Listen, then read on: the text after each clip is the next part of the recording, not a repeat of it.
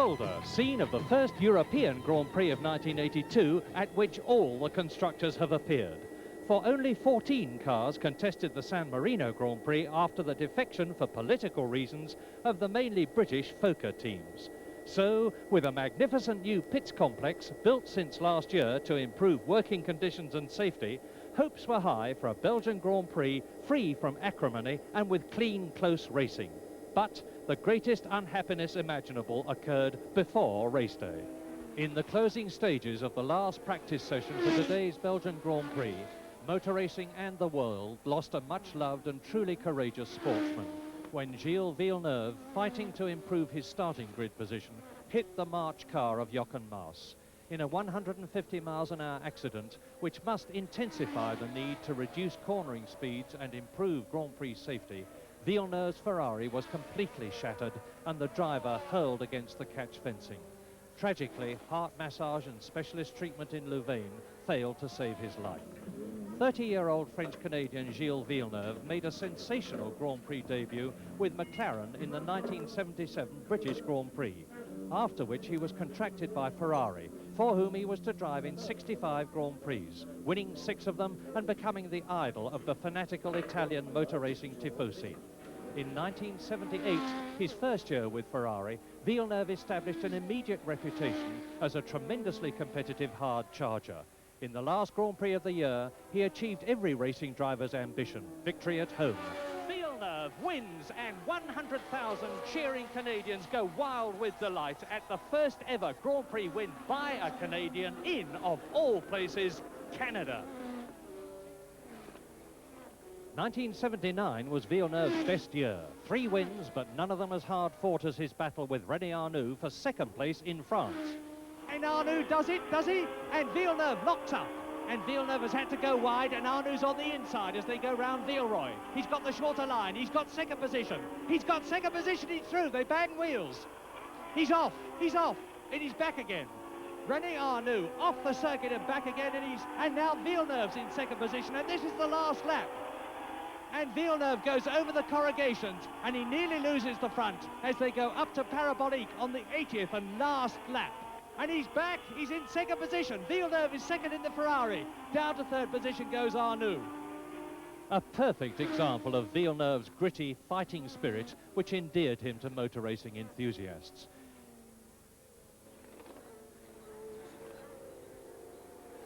It was the same 2 months later in Holland when, after contesting the lead for 36 laps against Alan Jones, he fought his punctured Ferrari back to the pits with unforgettable determination.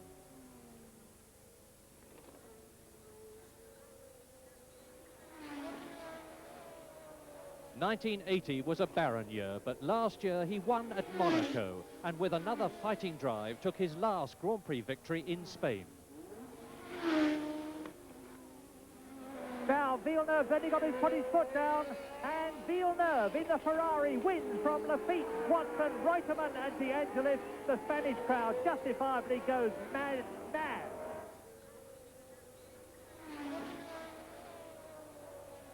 The last time that Gilles Villeneuve mounted the top step on the victory podium.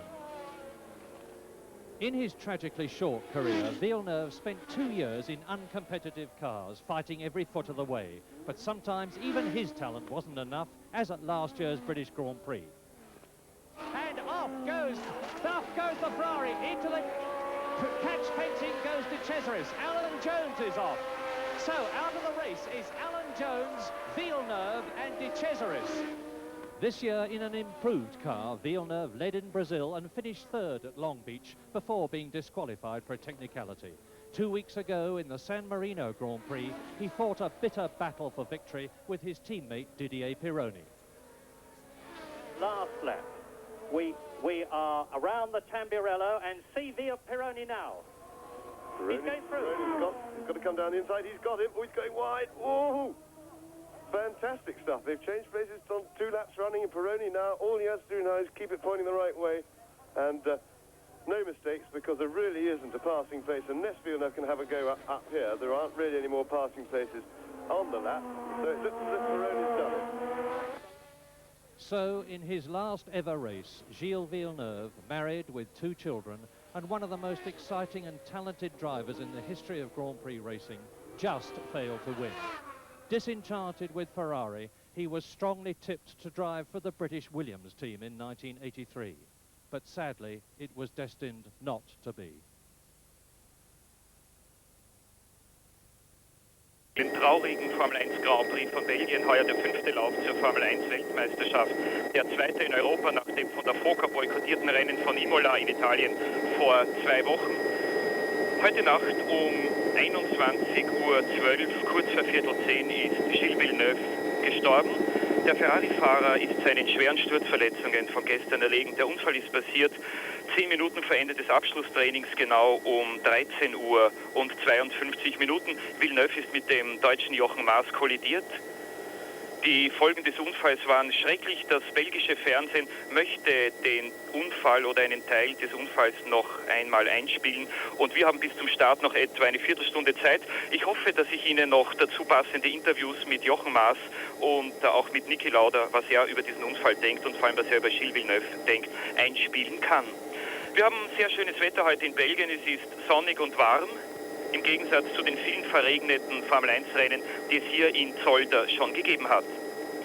Niki Lauda steht an 4. Stelle, in der ersten Reihe die beiden Renault Turbo, Alain Prost schneller als René Arnoux, schneller um 300 Sekunden. In der zweiten Reihe Keke Rosberg mit dem neuen Williams FW08 und Niki Lauda mit dem McLaren MP4, Siegerwagen von Long Beach.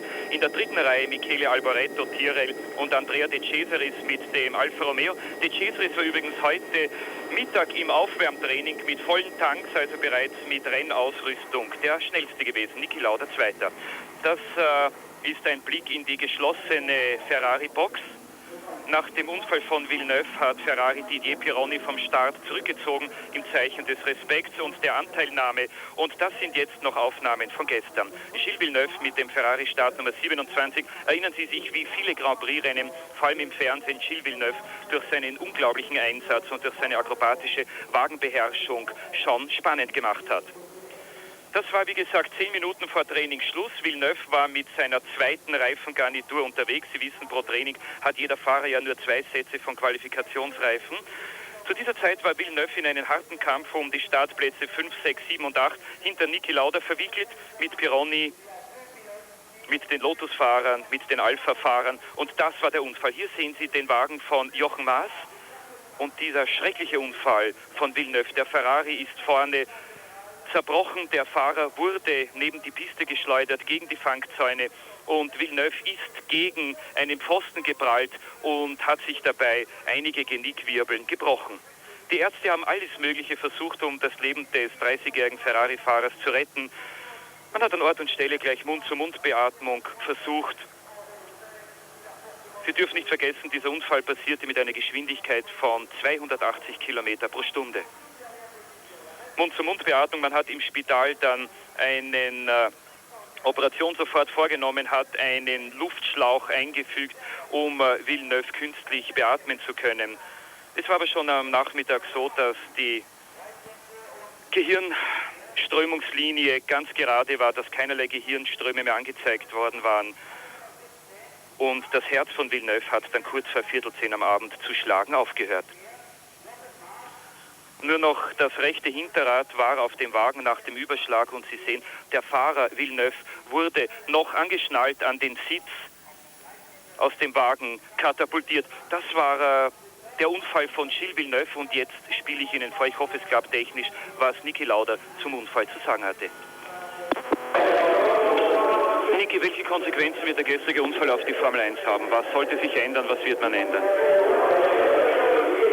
Der Unfall selber, glaube ich nicht, dass man es als Anlass nehmen kann, um da ein Riesengeschrei anzufangen, weil der Unfall war leider, so traurig er ist, ein menschliches Versagen. Auf welcher Seite immer, das kann ich selber nicht beurteilen, weil ich nicht dabei bin. Ein Unfall, der auf jeder anderen Strecke auch passieren hätte können, vermutlich. Das ist richtig, der kann auf der Geraden genauso passieren wie in einer Kurve, wo auch immer. Ich glaube nur, dass die Formel 1 generell immer das gleiche Problem hat, dass die Kurvengeschwindigkeiten zu hoch sind, was mit dem Unfall nichts zu tun hat, weil die Kurve ist auch früher im 5. Gang vollgefahren worden.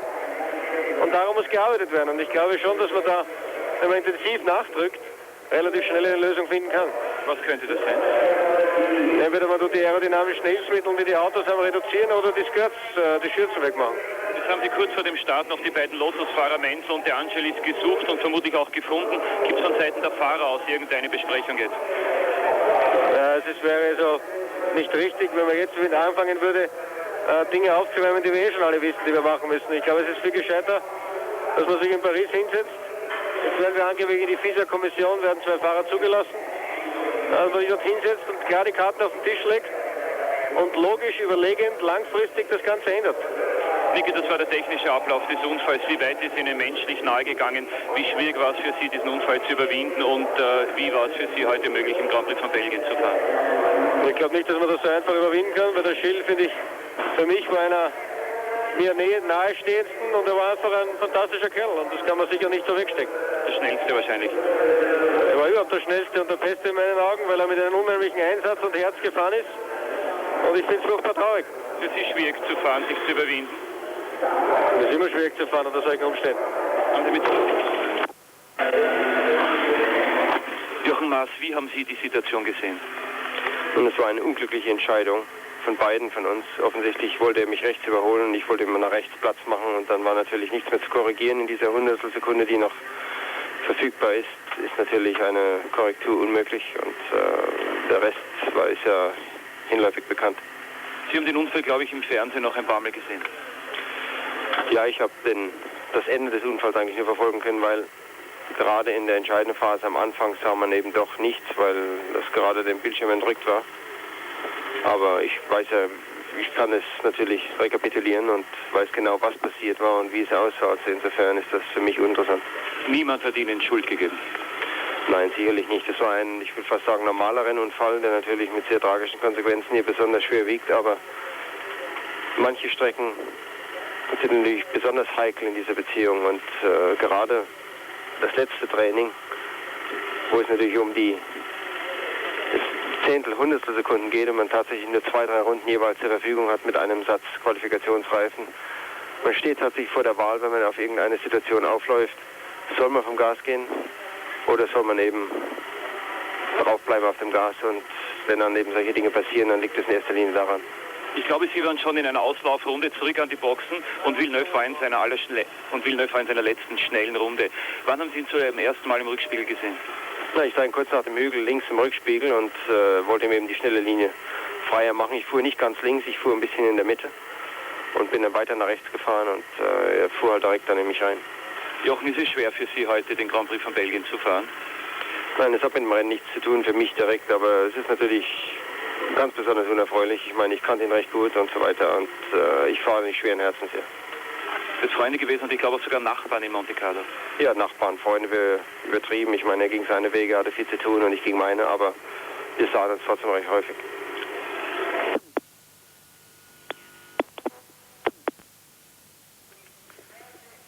So, das waren Interviews, die ich vor ein paar Minuten noch mit Jochen Maas und mit Niki Lauda aufgenommen habe. Gilles Villeneuve ist 30 Jahre und 67 Grand Prix-Rennen alt geworden, war Vize-Weltmeister 1979, damals als er durch die Ferrari-Stallorder hinter seinen Teamkollegen, hinter Jody Scheckter, zurückgezwungen worden war. Über dem belgischen Grand Prix scheint ein Fluch zu liegen. Sie erinnern sich an den Grand Prix 1981 im Training, der tödliche Boxenunfall. Carlos Reutemann hat damals ohne seine Schuld einen Osella-Mechaniker angefahren und tödlich verletzt. Dann hat es im Training einige weitere Zwischenfälle gegeben, vor allem aber dann beim Start diese Katastrophe. Vielleicht erinnern Sie sich noch, dass der damalige Aeros-Pilot Sigi Storr hat am Start seinen Chefmechaniker Dave Lackett angefahren und schwer verletzt. Dave Lackett ist nach einigen Wochen wieder beim Grand Prix Sport dabei gewesen und ist auch heute wieder da in der Box von Aeros. Und der neue Fahrer ist ja der Schweizer Marc Surer. Surer fährt heute seinen ersten Grand Prix in diesem Jahr, also seit dem schweren Unfall beim Testen in Kialami in Südafrika. Niki Lauda, zweifacher Sieger des Grand Prix von Belgien 1975 und 1976. Niki Lauda hat hier in Zolder auf dieser Rennstrecke vor 9 Jahren zum ersten Mal in seiner Karriere Weltmeisterschaftspunkte geholt. Er ist damals Fünfter geworden auf BAM. Er hätte sogar Dritter werden können, hätte er nicht zum Nachtanken kurz vor Schluss noch an die Box fahren müssen.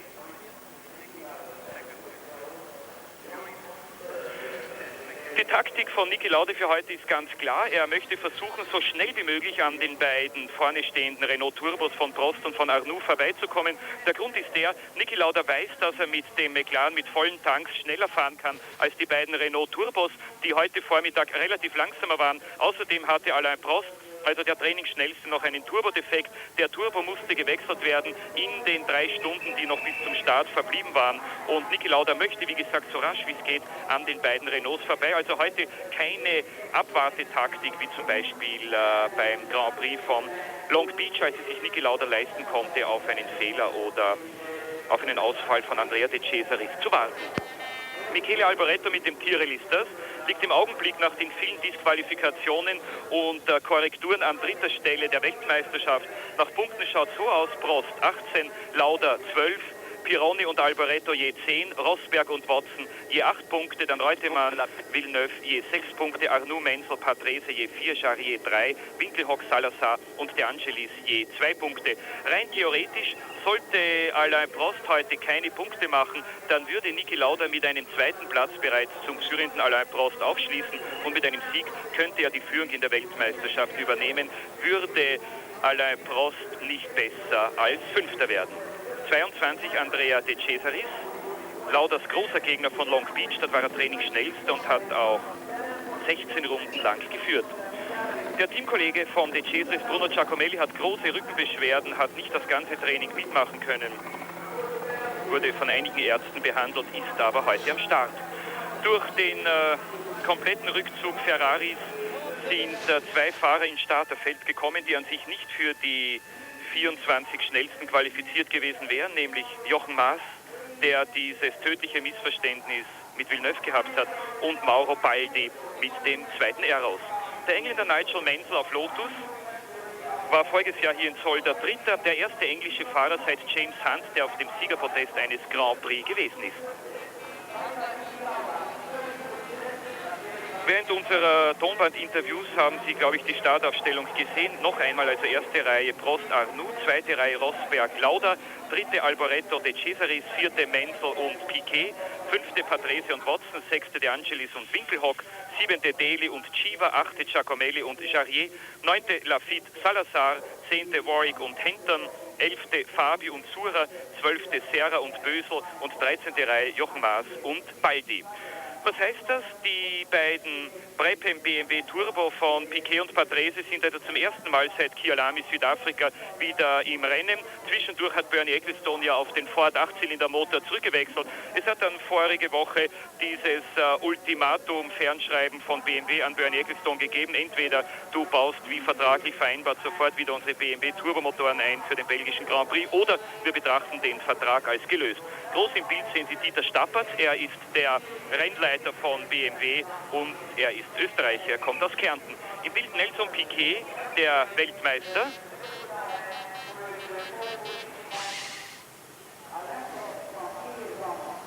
Gibt das Zeichen, den Motor anzuwerfen.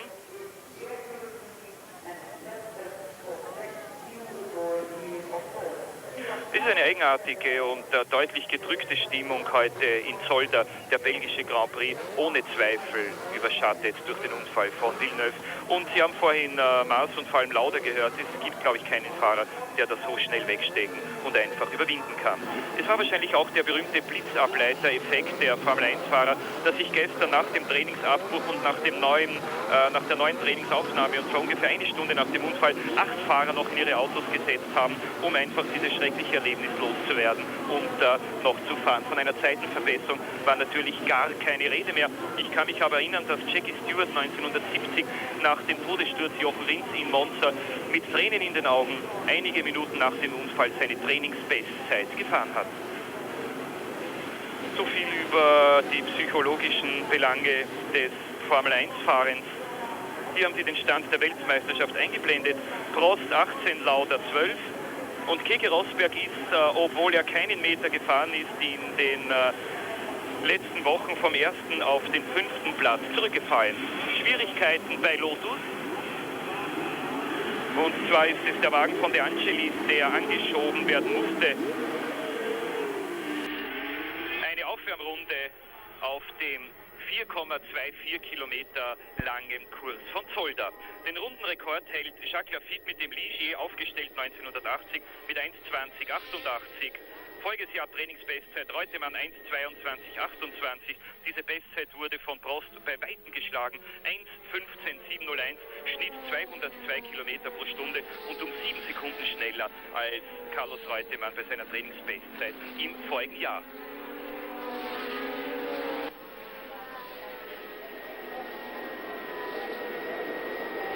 Das ist die Schikane gewesen. Dann geht's bergauf und an dieser Stelle ist gestern der Unfall passiert. Genau hier war es. Hier war der Überschlag, mit dem der Ferrari von Gilles Villeneuve ins Bild gekommen ist. Dieser Knick wird vollgefahren, 280 km/h im 5. Gang.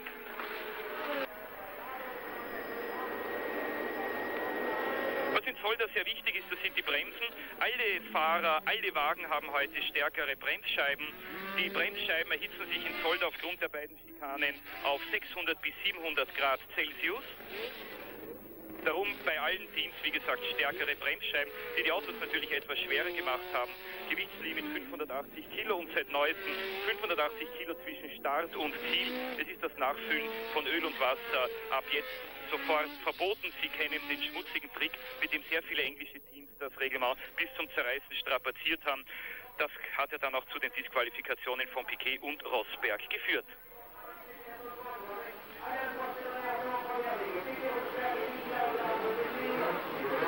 Zolder, eine der zwei Rennstrecken auf der Welt, in denen es... A third of the way through the 1982 World Championship, Alain Prost leads Niki Lauda by 6 points, with Michele Alboreto and Didier Pironi tying for third, ahead of Keke Rosberg and John Watson. But with yet more litigation imminent in this sadly contentious season, Nelson Piquet and Rosberg could still get their disqualified Brazilian Grand Prix points back. And on the starting grid, it's Prost and Arnoux fastest, ahead of Rosberg, Lauda, Alboreto and De Cesaris. As a mark of respect, Ferrari have withdrawn Pironi. So Jochen Maas and Mauro Baldi will compete today. The engine revs rise and the Belgian Grand Prix is on. And Mansell is stationary. Mansell is stuck. And off go 2 cars right at the beginning of the race. It's Salazar and one of the Alfa Romeos, Giacomelli. It's Giacomelli in the Alfa Romeo and Salazar out at the beginning of the Belgian Grand Prix. And Nigel Mansell is stuck, getting a push start. Yes, that's most unfortunate for those 2 cars. It's so narrow, the track there at Zolder at the start, that really when one car stalls like that, there goes Derek Warwick just getting away, a bit of a late starter.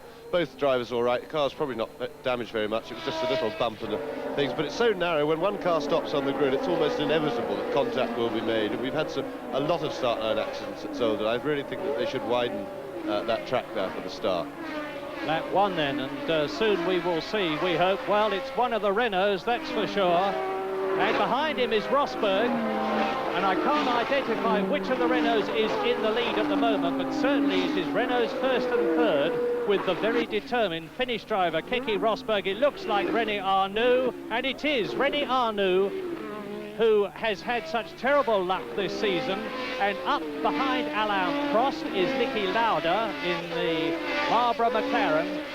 And tyres, as ever, are going to count in this race. So Rosberg second, then Prost goes through, then Lauda, there's Alboreto, there are Patrese and Piquet, and through they go. And you will have noticed that Derek Warwick had a bad start at the beginning.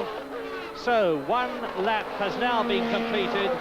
There is the spread out as they go down to the canal turn, with the enormous canal you will see in the background as they turn. There it is.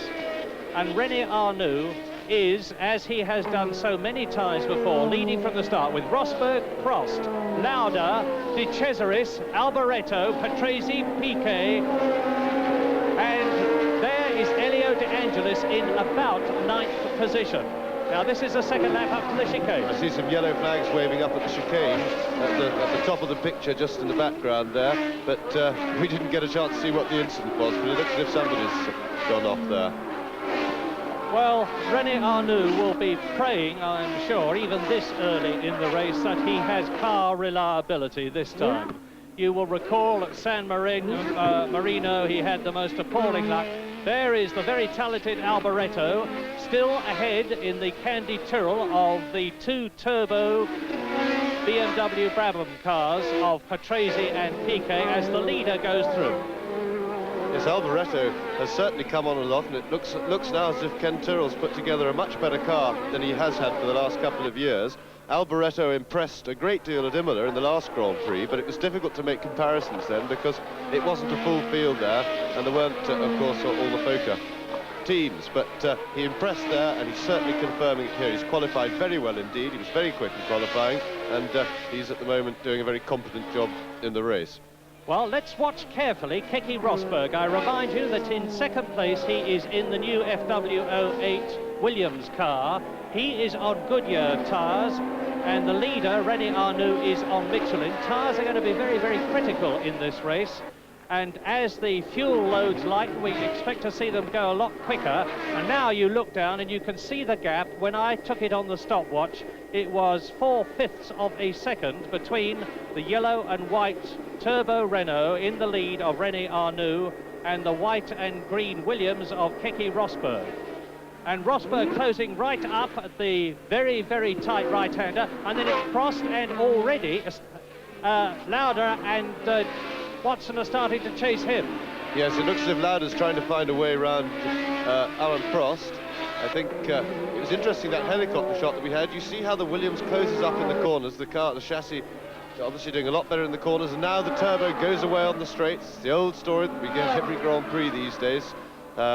Brawn against brains as far as chassis performance is concerned, with the strong, powerful turbo engines that they've got, but they can't get them to go quite as well around corners. There he goes, closing up again. Now they're on the power, and he starts to fall back. Look at that Renault accelerate.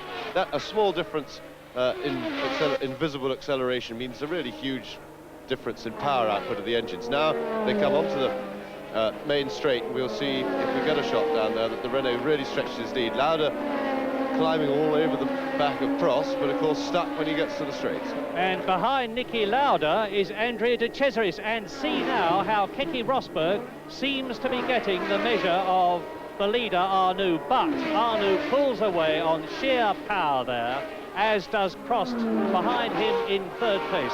But it's a terrific race at the opening of this 70-lap Belgian Grand Prix. I remind you, René Arnoux leads, Keke Rosberg second. There they are, and Lauda's going through and taking Prost up into third position. Goes the determined Austrian Niki Lauda with Prost behind him, and then de Cesaris. Yes, excellent piece of driving by Lauda. He was looking at the manoeuvre the previous lap, practicing it, possibly working out how he's going to do it. Here we see it again. He's obviously come through the two previous corners very well to get that close to the Renault, and he's been able to outbrake the heavier Renault into the corner. And I think he'll now go away and chase Rosberg. But of course, I think Rosberg looks to me as if he's going to go a lot quicker than he is at the moment. If he can get past Arnoux, he's going to have the same problem, and he'd be well advised to be looking in his mirrors then, although he probably couldn't have seen what Lauda did, and picked that as probably the only real passing spot on the circuit for him. And Keke Rosberg, of course, has got a score to pay off because he had his second place cancelled from Brazil. De Cesaris is through as well. Right, so Alain Prost, as he did in the previous race at San Marino, looks as though he has struck trouble. And that is the World Championship leader, Alain Prost, 6 points ahead of Niki Lauda. And now, look at the battle between Arnoux and Keke Rosberg is going, and he's through! Into the lead goes Keke Rosberg, and this is lap 5 in this 70-lap race. Incredible place to do it, between the two right-handers. That's the most extraordinary piece of opportunist driving, but he succeeded with the manoeuvre, so full marks to Keke Rosberg. Of course, having to take every opportunity with these runners. If they present one, you've got to pass. That's Prost. It looked to me as though Prost put his hand up and he's out of the race. Let's check. There goes Niki Lauda. Well, we'll have to take another check because Niki Lauda goes through, and could it have been Arnoux? Where is Arnoux in relation to Keke Rosberg?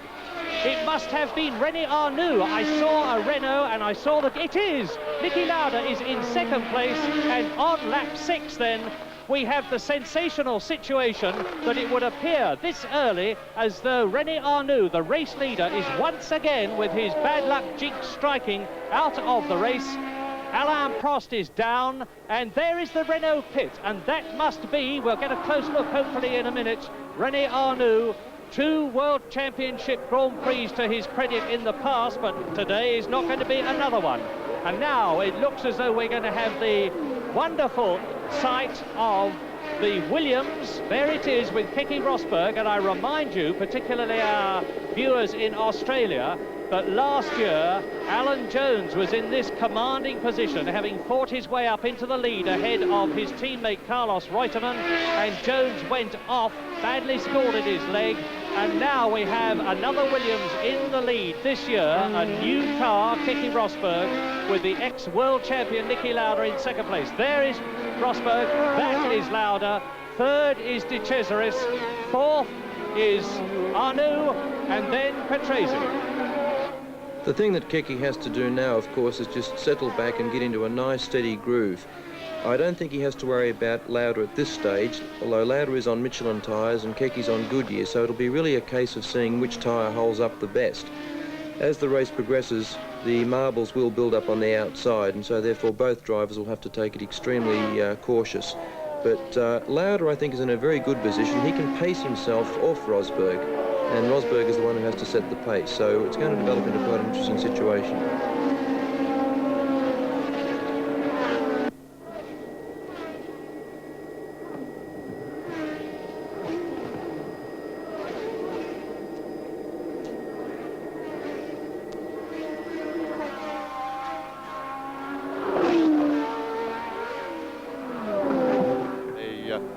Undoubtedly going to have a very grueling race physically, and it's important then, therefore, for anybody who can get in front to get away a bit in order to have a cushion against which to relax the driving a little bit later in the race.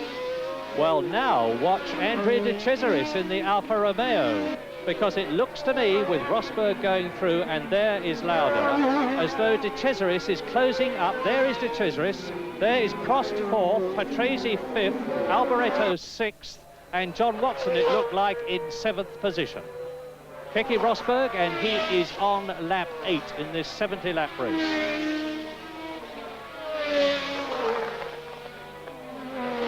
Lap 8 then. Keke Rosberg in the Saudia Williams leads that man that we're looking at now, number 8, Niki Lauda, winner at Long Beach, back after 2 years of absence from the sport, and they're disappearing down towards the chicane, the red car of Andrea De Cesaris. Through the chicane goes Rosberg, down towards the long left-handed Sterrewacht, which is a third gear corner, change up into fourth, and where is Niki Lauda? We should see the red and white Marlboro car. There it goes, there is De Cesaris. So the first 3 are quite spread out, and you are looking at number 6, Keke Rosberg, 5th in South Africa, disqualified from his second place in Brazil, as Alain Prost, number 15 in the Renault, has got a turbo car behind him. It is not, however, a turbo Renault, it is the turbo of Riccardo Patrese, who, like his teammate Nelson Piquet, had endless trouble in practice. Rosberg completes a lap. Lauda und De Cesaris. Wir sind in der 8. Runde. Alain Prost angegriffen von Patrese. Patrese überholt Prost. Wir haben das in den letzten Rennen schon sehr oft erlebt, dass Alain Prost bei einem Grand Prix gut startet, dann aber Platz um Platz zurückfällt. Noch einmal auf der Geraden aus dem Windschatten heraus versucht Patrese an Prost vorbeizugehen. Das ist die erste Kurve nach den Boxen. Übrigens mit einer sehr gefährlichen Boxenausfahrt. Ich hoffe, dass es dort nicht zu hektischen Szenen kommen wird, denn die Fahrer, die in den Boxen waren, kommen sehr ungünstig wieder auf die Rennstrecke hinaus. Sie müssen ganz langsam fahren und sie haben die Start-Zielgerade im toten Winkel. Das heißt, der Fahrer kann im Rückspiegel nicht sehen, ob gerade jemand mit 270, 280 die Gerade entlang kommt. Der Fahrer muss sich umdrehen im Cockpit, um zu sehen, ob ein anderes Auto herankommt. Hoffentlich passt jeder auf. Rückspiegel der Formel 1 sind sehr klein und in der Hitze des Kampfes haben die Fahrer schon sehr oft vergessen, in den Rückspiegel zu schauen. Jetzt ist auch John Watson an Prost vorbeigegangen. Prost hat sicher Schwierigkeiten mit seinem Renault Turbo und ich glaube nicht, dass der Weltmeisterschaftsführende heute noch sehr lang fahren wird. Beim gegenwärtigen Stand des Rennens hätte Niki Lauda auf alle Fälle den Franzosen Prost an der Spitze der Weltmeisterschaft bereits eingeholt. Denn Lauda ist Zweiter, würde 6 Punkte machen. 12 plus 6 ist 18 und bei 18 Punkten hält im Aufzwing allein Prost. Was Sie jetzt nicht sehen können, der zweite Boxenstopp von René Arnoux. Damit wird René Arnoux heute keine Punkte mehr machen. Rosberg vor Lauda. Dritter, De Cesaris.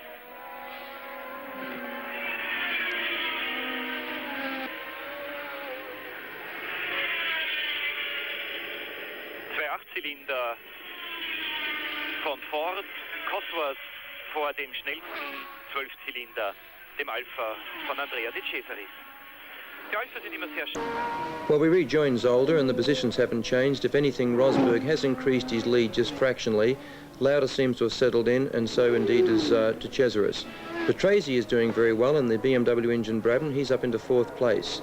So it looks like just for the time being they're all playing a bit of a waiting game and sorting each other out. But in the meantime we'll switch back to Murray Walker and James Hunt at Zolder. Very, very unhappy because Nigel Mansell was a brilliant third and was last year was the first Englishman to be up on the victory podium since James Hunt. And away goes Keke Rosberg now. Now he will be attempting, of course, to build himself that cushion between himself and Niki Lauda. Niki, who is a very experienced and wily tactician, may well be biding his time. It is still early in the race. This is lap 11. And you can see the lead that Rosberg has got over Lauda, and there is De Cesaris going through in the Alfa Romeo in 3rd position, followed by Patrese and Watson. And it is very clear that the MP4 McLaren cars are very well suited to this circuit. Lauda in 2nd position, Watson climbing up all the time, and there is confirmation. Fastest lap so far, Niki Lauda, 1 minute 21.3, slower than the lap record. Yes, the Marlboro McLaren team must really be applauded for bringing the car on. I think Nicky's helped a lot with the development, but since they built the car last year, it has steadily improved. They've done, obviously, an effective development program. I think it made its biggest strides when Niki joined the team, whether that was coincidence or whether it was his help, but undoubtedly Nicky's a very experienced test driver, and the car is now, I would say, fully competitive, certainly amongst the Cosworth engine cars.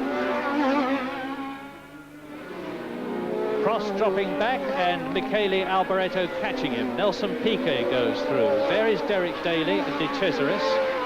And Jean-Pierre Jarier in the Osella is in about 10th position. There is Jacques Lafitte well down in the Talbot, which wasn't going at all well in practice. And both Jacques Lafitte and Eddie Cheever despondently said that their cars were now too old. They're desperately waiting for the new JS19, which is definitely going to appear, Guy Ligier says, at Monaco, which is the next Grand Prix.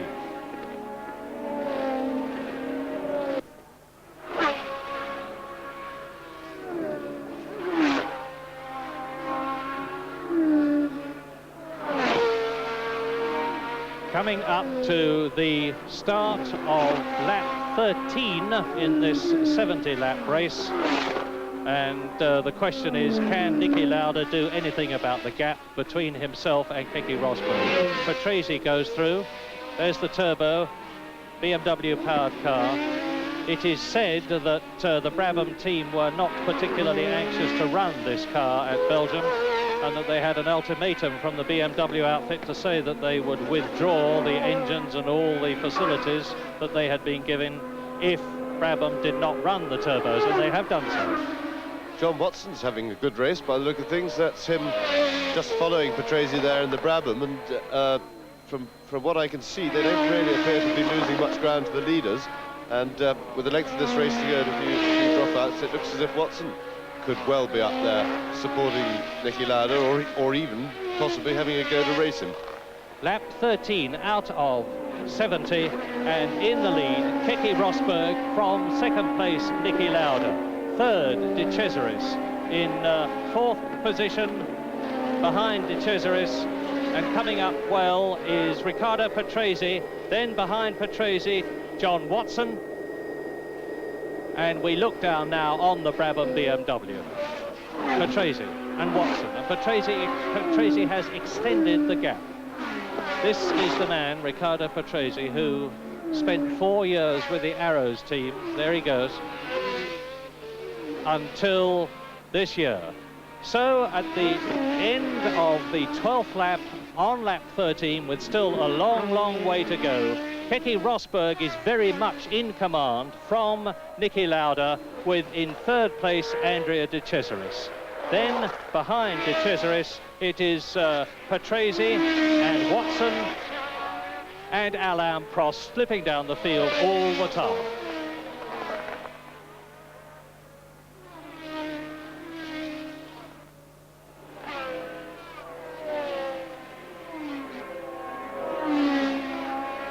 Well, they're still locked very much in the same position. Rosberg still trying to get away. Lauda, as Murray said earlier, with all his experience, will be probably whilst trying to conserve both his own energy and strength and his tyres, I feel sure will still be desperately trying to keep that gap from getting any larger, and preferably trying to close it a bit. No doubt that Rosberg will be charging full out at the moment. It is easy to complain, but whilst we're watching Rosberg and Lauda go through, and with the knowledge that De Cesaris will be coming up in third position, I hope the producer will take us down the field a bit, because Alain Prost is now having a terrific scrap with Michele Alboreto, and that is for sixth position. And if Alboreto can get ahead of Prost, it will push the Frenchman out of the World Championship points situation, because sixth place is the lowest place you can finish in and score a single point, and it will put the redoubtable Michele Alboreto, who has made a terrific name for himself this season, up into that desirable situation. And we're looking now down from the helicopter at the race leader, Keke Rosberg, and if he keeps going as he has been going for the whole of this race, it will be a wonderful victory. First time out. There goes into the chicane. Now you see the gap as they accelerate away up the hill and then down towards the Teerlamen between Rosberg and Lauda. Well, I know that there are a lot of viewers watching Channel 9 out there in Australia. I hope the weather is as good for you as it is here in Belgium. Bright, clear and dry after a very wet practice period. You're watching Andrea De Cesaris on lap 15 in this 70-lap race. This is the young star who was in pole position at Long Beach. There goes Patrese through. Now, leader goes through. That's Rosberg. Second is Lauda. Third coming towards you is De Cesaris. Now look back and you see nothing, because we go with him down the straight into the Sterrenwacht. That's the left-hander, which leads down to the right-hand third gear canal turn. Yes, it's a very important race for Andrea De Cesaris here, because he's still got to prove himself after his basically good performance at Long Beach, until he did do, unfortunately, what was predicted of him, but admittedly a lot later, and that was to put it into the wall when he got pole position there and led the race for best part of up until about half distance before he assaulted the wall. Well, he led some of that and Lauda passed him, but he's crashed in almost every meeting last year in one way or another, and this of course will not further his career unless he can keep it on the island. And at the moment he's having a good race, he's up the field, and so he's very much under the microscope to see if his performance is going to be worthwhile. He's old enough now, he's a young driver, but he's old enough to stop crashing if he's going to do well in the future. Well, John Watson in fifth position. That's interesting. Now we can establish. There goes Lauda through in second place. De Cesaris, the next one up should be Riccardo Patrese, but now on lap 17, we are looking again at De Cesaris, having seen Rosberg and Lauda through, and this is the battle for 4th place. Patrese in the Brabham BMW, Watson in the McLaren, and there is Alboreto, who has got ahead of Alain Prost and Nelson Piquet. There he is, the second of those two cars, the world champion, who is having a thoroughly miserable year. He has yet to score a world championship point in 1982, and I can't think of a year in which the world champion is into the 5th race without a single point. His turbo BMW car went off the course at Kyalami in South Africa. That was the first time it had been used, after which the Brabham team switched to the Cosworth engine, and this is only the second time the BMW has been used. Now there is Alboreto. There is Prost, and Prost, I think, is going to be taken soon by Nelson Piquet. 7th position, Alain Prost. 8th position, therefore, Piquet. There's the Renault. There is Piquet. And a hard charger coming up behind Piquet. It's Daly, Derek Daly, in the second of the two Williams cars, the FW08. And off. I saw somebody. Pitts. I think he was headed for the pit. Oh no! Well, look at the dust. Maybe he wasn't. That was Prost. Yes, the pit entrance is around there, but it's hard to say whether that was a mistake. But Prost, I was just going to say, has been developing a queue behind him. Yes, it appears that he has gone into the pits. Yes, there goes Prost into the pits. He must have been in trouble because he was building up a big queue behind him, which is a sure sign, of course, that the car's slowing down, going backwards through the field. Let's see what they're doing to it. Well, they're giving him some fresh tyres. That is routine, of course, in a pit stop, to change the tyres. We don't seem to have a very clear view of what's going on. Well, the interesting thing is that once again we've had the situation, and this is lap 18, we have had the situation where the Renaults have been tremendously fast and impressive in practice, pole and second fastest positions, only to falter during the race. Now, Prost had this situation in South Africa.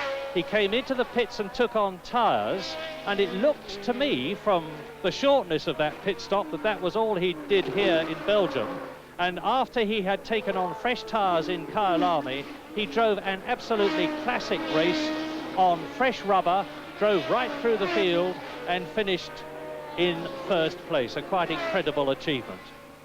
Yeah, of course, you have to remember that in South Africa he had the great advantage of having much more power than everybody else because of the altitude of the circuit. With the turbocharged engine, they could push through the normal inlet pressure that they want just by turning the wick up a bit, whereas whoops, there's somebody making a mess. I couldn't see whose back view that was, but it appears without any damage or suffering. So, of course, Prost in South Africa, the turbo cars were just way faster than the others, and it was a bit of a processional thing for them. It was a bit of a foregone conclusion. It only made the race slightly interesting by going into the pits. Now, Rosberg is closing up on a tail-ender, and Lauda looks closer to me than he did before. And the tail-ender is Raoul Bursell, and Lauda is very definitely less than 3 seconds behind Keke Rosberg now. And this will be his opportunity to close right up on the pin. Let us hope he is not balked by Raoul Bursell. This is lap 19 in this 70-lap race. So, Rosberg is past Bursell, and De Cesaris is closing up on Lauda. Yes, it's nice. We've got our leading three are now concertinaing together a little bit. But unfortunately for our own excitement, but very fortunately for Rosberg, he's managed to get through past Bursell okay, who I imagine must have moved over and let him through. Lauda goes through successfully. But Lauda have been inching closer for the last 5 laps or so. Let's see if now that he's in sort of striking distance, whether he can get right up to his tail. Lap 20 out of 70, and Keke Rosberg leads Niki Lauda by the gap that you have seen. In 3rd position, it is still Andrea De Cesaris in the Alfa Romeo, and there are the first 3. And behind De Cesaris in 4th place, it is Patrese. Then in 5th position, it is Watson. 6th is Alboreto. 7th is Daly. And Elio De Angelis into the pits. So that's both Lotuses, both John Player special cars into the pits. Mansell out, and this is very significant. Tyres are being changed. Yes, it appears to be only tyres. So that's one Goodyear user, one Michelin user who have both been in to change tyres. Whether that we are in a marginal tyre situation or not will remain to be seen. But there go the leaders. They look quite happy and healthy at the moment. But of course, as Murray says, the significance of that is that if some are having trouble with their tyres, then it's quite possible that many others will. And they're usually running, most of the teams will be running a similar sort of compound. The turbo cars, of course, are heavier, so they work their tyres a bit harder. In Prost's case, his car would be harder on tyres than the normally aspirated cars with their extra power and extra weight. Lauda, De Cesaris, Patrese, Watson und Alboreto, das sind die 6 Fahrer im Augenblick in den Punkterängen. Dann 7. Daly, dahinter Piquet, Jarier, Chiva, De Angelis durch den Boxenstopp also zurückgefallen. Lafitte ist der 6. Dann Henson, Maas bereits 13. Serra 14.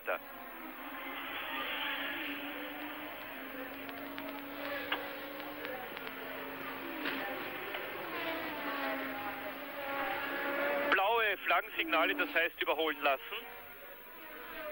Dieses Signal wird üblicherweise nach Zügern gezeigt, damit Sie in den Rückspiegel schauen sollen, wenn Sie jemand überrunden will.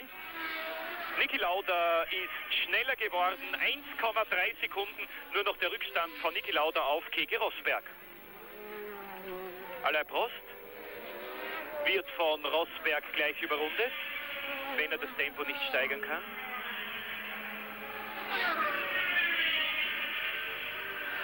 Ungefähr 150 Meter der Abstand zwischen Rosberg und Lauda.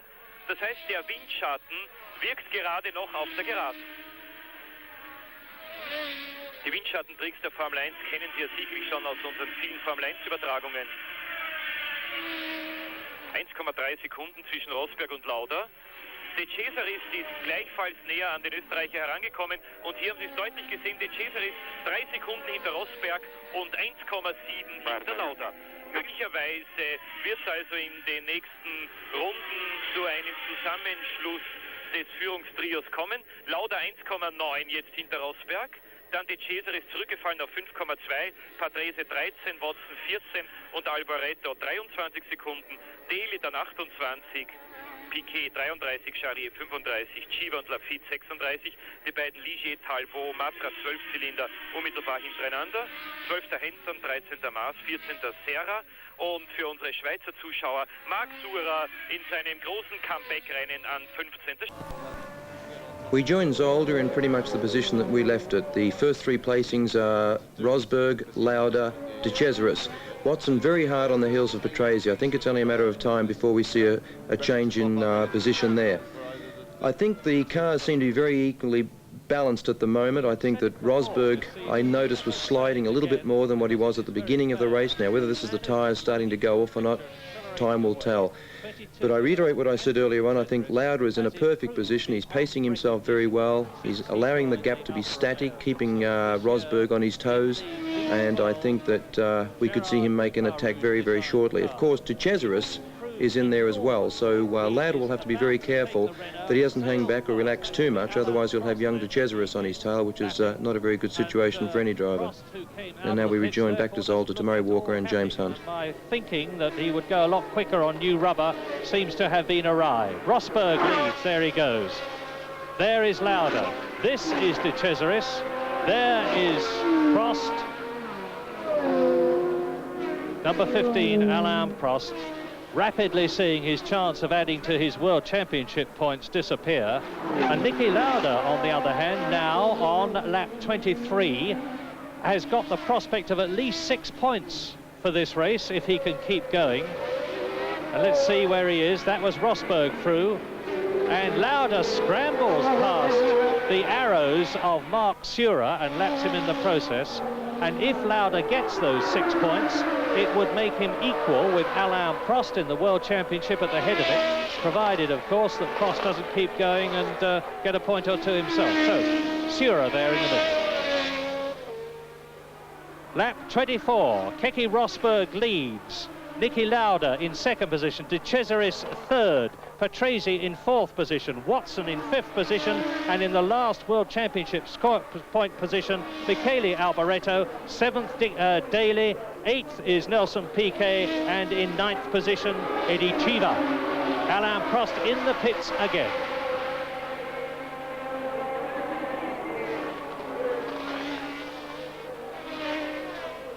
And Alain Prost out of the pits again. It looks as though he's got absolutely fresh tyres on, in which case he's going through them at an incredible rate. Yes, I don't know, maybe he's just doing a test session now. I mean, sometimes when one is out of the running for a race, it's been not unknown for some teams to sort of start doing in and out of the pit stop, just like in a testing session where you're changing things on the car and trying to get it right.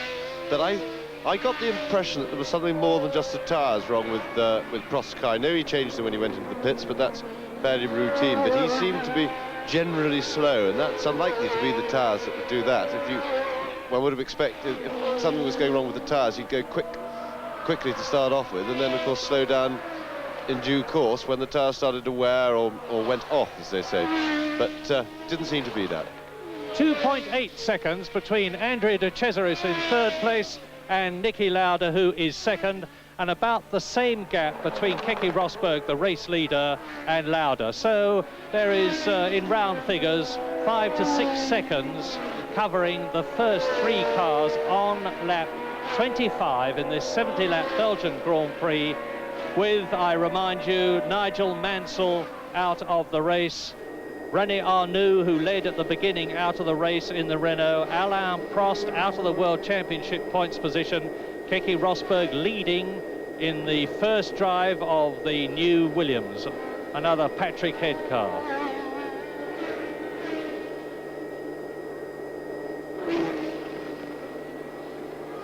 And there's a big crowd in Belgium as we look at Andrea De Cesaris in third position.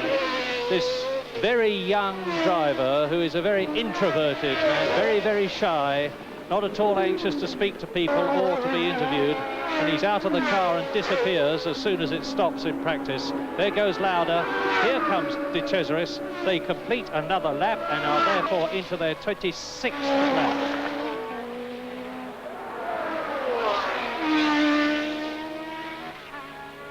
They're lapping, of course, well outside the lap record now. And that's Alboreto, or Henton. It's certainly one of the Tyrrells.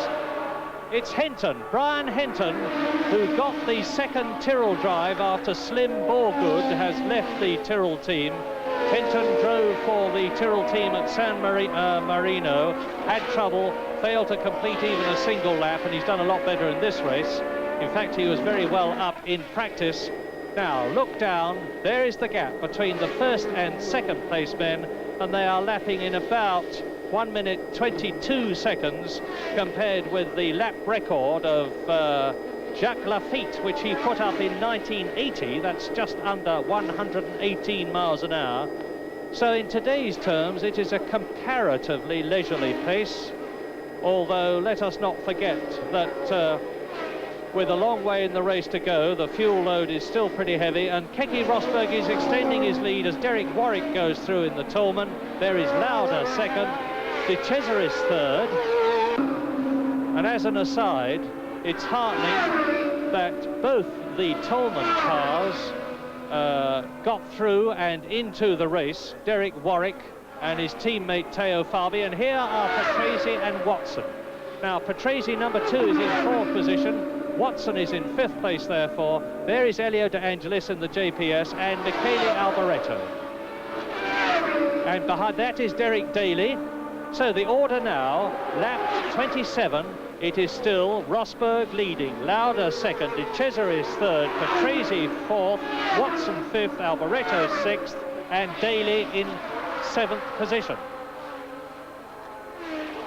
Jacques Lafitte and Eddie Cheever, both in Talbot, and Jacques Lafitte goes through and takes his American teammate, but his American teammate doesn't seem to like him very much.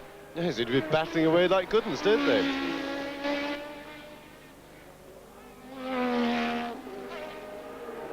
This is the battle for ninth position, actually, with Jacques Lafitte holding it at the present moment.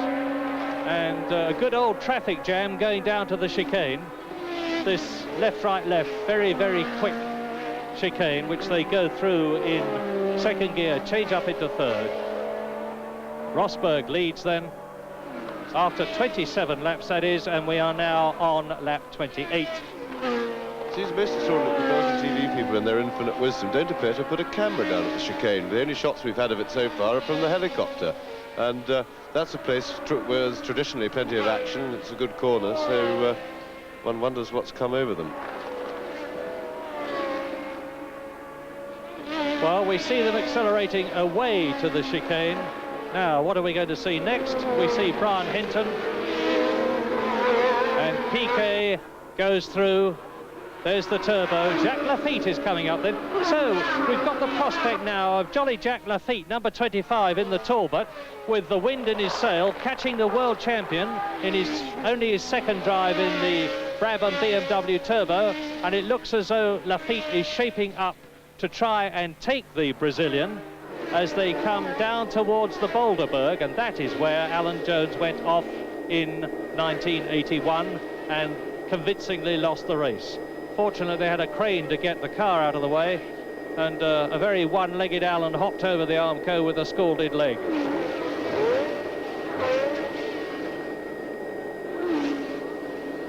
There's the chicane. That's the aerial shot. Over the brow of the hill. Onto the tail Arman. And that's Brian Hinton getting in the way of Nelson Piquet, from Piquet's point of view, with Lafitte and Cheever 9th and 10th. So this is the 8th, 9th, 10th battle. And Lafitte is through. Yes, Hinton managed to get completely in everybody's way there, as far as I could see, and I don't think that Piquet will be a happy man about that, because it cost him potentially the place. And he's got a bit boxed by Hinton, who should have let them through earlier and really didn't drive in a very intelligent fashion at all, not using his mirrors intelligently, considering that he's been in the pits and is therefore not part of that battle. This is the order then, as we watch the battle for 8th position between Piquet, Lafitte and Cheever. And Piquet seems to have repassed Lafitte, who's putting us, they're really battling away, those three. Lafitte putting a wheel on the grass. I would think that Piquet probably got past on the straight with the power of his turbo, going away from that hairpin. Lap 29 out of 70. Keke Rosberg leads. Second, Lauda. Third, De Cesaris. Fourth, Patrese. Fifth, Watson. Sixth, Alboreto. Seventh is Daly. In 8th position is Nelson Piquet. And let us now very quickly consider the World Championship situation as that good old scrap goes down towards the chicane. Alain Prost, who leads the World Championship, is not in the points position at the moment. Niki Lauda, who is second in the championship, is second in the race.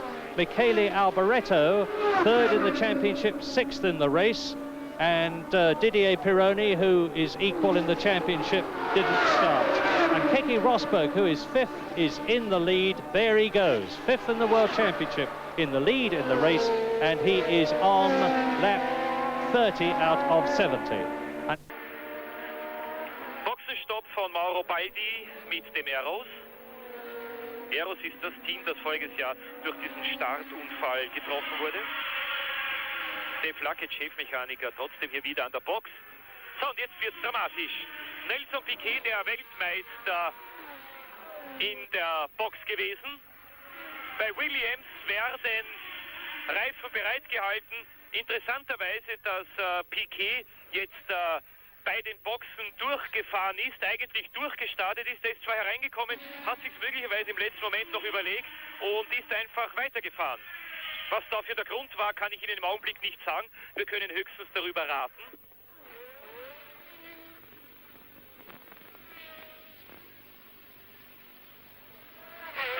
Habe ich schon lange nicht mehr gesehen bei einem Grand Prix. 9,283 Sekunden, hier haben Sie genau den Rückstand zwischen Rosberg und Lauda, der in dieser Runde bereits angewachsen ist, und zwar auf 11,8 Sekunden. Und Niki Lauda hat seinen zweiten Platz verloren und ist von Andrea De Cesaris überholt worden. 30. Runde, knapp vor halber Distanz im Grand Prix von Belgien in Zolder. Der neue Zweite ist Andrea De Cesaris mit dem Alfa Romeo und Dritter ist jetzt Niki Lauda. Hier haben Sie ihn im Bild. Wir müssen jetzt die nächsten Runden abwarten und auf die Stoppuhr und schauen, ob Niki Lauda seinen Rückstand auf Rosberg und De Cesaris jetzt annähernd beibehält oder ob er weiter zurückfällt oder ob er möglicherweise gezwungen wird, an die Box zu kommen.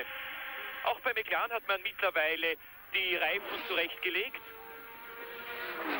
um blitzschnell Reifen wechseln zu können. Ich habe Lauda noch vom Start gefragt, glaubst du nicht, dass es ein bisschen gefährlich ist heute? Es ist relativ schön warm, nicht heiß, aber schönes, warmes Wetter. Also es ist nicht ein bisschen ein großes Riesiges mit den weichen Reifen zu fahren. Und Lauda hat gesagt, naja, um 3:30 wird es hoffentlich ein bisschen kühler sein, hoffentlich kommt eine Wolke drüber. Ich habe nicht viele Wolken gesehen, seither eigentlich gar keine. Und könnte sein, dass sich Lauda mit den Reifen vielleicht ein bisschen verspekuliert hat. Aber das ist im Augenblick nur eine Vermutung. Es ist sehr gefährlich, wenn immer der Sand auf die Piste geschoben wird, weil die Strecke dadurch rutschiger wird. Welcome back to the Belgium Grand Prix. Rosberg still leading, but a change in second place. De Cesaris has passed Niki Lauda and seems to be pulling away. Lauda seems to be slowing slightly, so whether it's tyres or mechanical problems, we yet don't know. Patrese still in there in fourth place with Watson still very close behind, and I still maintain it'll be a matter of time before Watson will get past Patrese. The retirements up to date have been Giacomelli, Salazar, Arnoux and Mansell. So with that we return back to Zolder, to Murray Walker and James Hunt. And this could be a symptom of the tyres getting a little bit worn or getting a little bit too hot or something like that. John Watson has moved up into fourth place behind his teammate Lauda. Which means that Michele Alboreto has slipped down the field. Attrition is taking its toll now. There is the second place man, new second place man in the V12 Alfa Romeo, having left last year's team. Andrea De Cesaris was with the McLaren team last year. Now he's with Alfa. There is Niki Lauda sliding the car through the chicane, and it looks rather less than 2.4 seconds.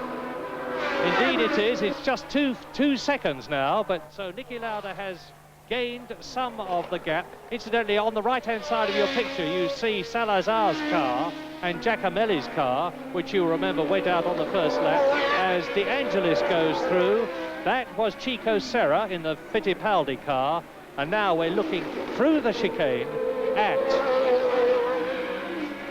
Mark Surer went through there, and the producer is obviously waiting for, and that was Derek Warwick going off. He wasn't waiting for that, but Derek Warwick in the Tolman or Farby going into the pits. There's 3 chicanes on this circuit, and that is the one at the end of the straight and into the pits. And here is Nelson Piquet about to be lapped, what ignominy, by the Williams as they go through the chicane. Well, the World Championship, the World Champion, is really having a very hard 1982. He has now been lapped. There goes Keke Rosberg through. Lapped is Nelson Piquet. We are now on lap 33, coming up to the half-distance lap. Keke Rosberg goes through. Now you can get a good look at the new Williams and compare it in your mind's eye, those of you who know what the FW07 looked like with the new car. Keke Rosberg, 33 years old, very accomplished businessman as well as racing driver, flies his own aeroplane, has several homes in Europe and America. But racing is very much his first love. This is lap 34 that we are now on. You are looking at Keke Rosberg, the race leader. If he stays in this position for the rest of this race, we're going to have had a new World Championship Grand Prix winner, because that would be Rosberg's first win. Now he's coming up to Jean-Pierre Jarier in the Osella to lap him. French driver, Italian car, which hasn't done at all well this season, although marginally better than he did last season. There goes Jarier, there's Rosberg, into the straight, another lap completed for Keke Rosberg, and on lap 34, the order is Rosberg first, De Cesaris second, Lauda third, Watson fourth, in fifth position it is Patrese, in sixth position it is Daly. So Both the Williams and both the McLaren cars are in the top 6. Keke Rosberg.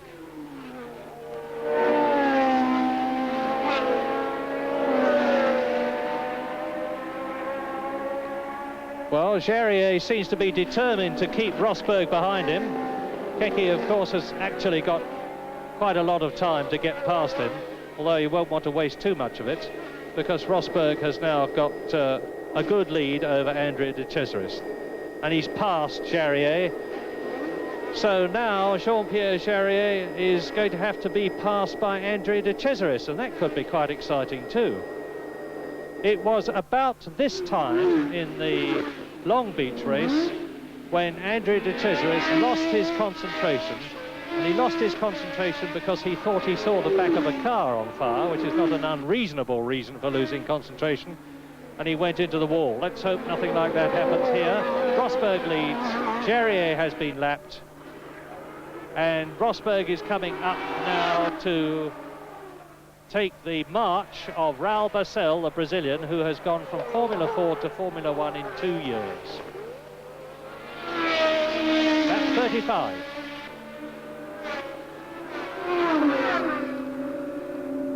Just see Rosberg going past Barcel again. Straightforward thing. Barcel was aware that he was there, just let him through, moved over quite correctly, let him get on with his winning way. This is the long right-hander up to the canal turn. 5th gear, absolutely flat in today's Grand Prix cars, which are going faster and faster now that the skirts are back. You will remember that there was an enormous contention last year over these skirts that enabled downforce to be maximised and the cars to get the most fantastic grip on the ground. And in 1980 they were sliding skirts, 1981 they were banned, and that is Brian Henton pulling off.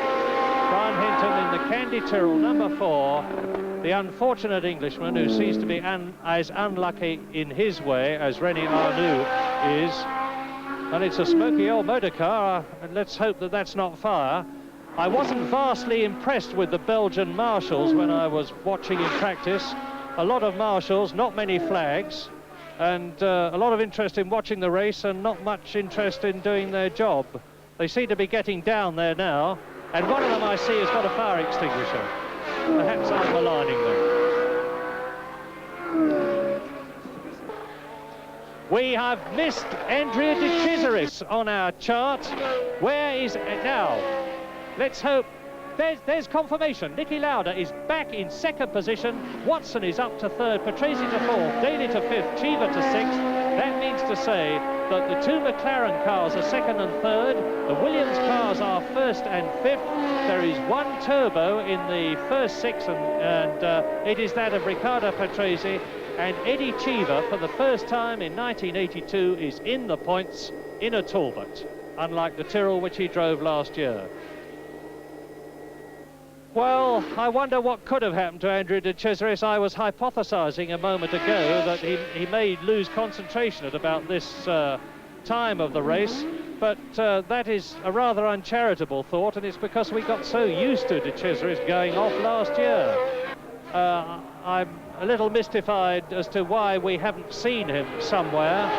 I imagine that if the producer had spotted him, we would have had a shot, but for whatever reason, Andrea de Cesaris, with his teammate Bruno Giacomelli out before the race has hardly even started, is definitely out of the first 6, and the positions, I say again, on lap 38 out of 70 is this man, Keke Rosberg, leading by a country mile, metaphorically speaking now, and he really has the problem now only of maintaining his concentration, not losing it, stroking the car home to win his first Grand Prix. But there is almost as far to go as has gone already.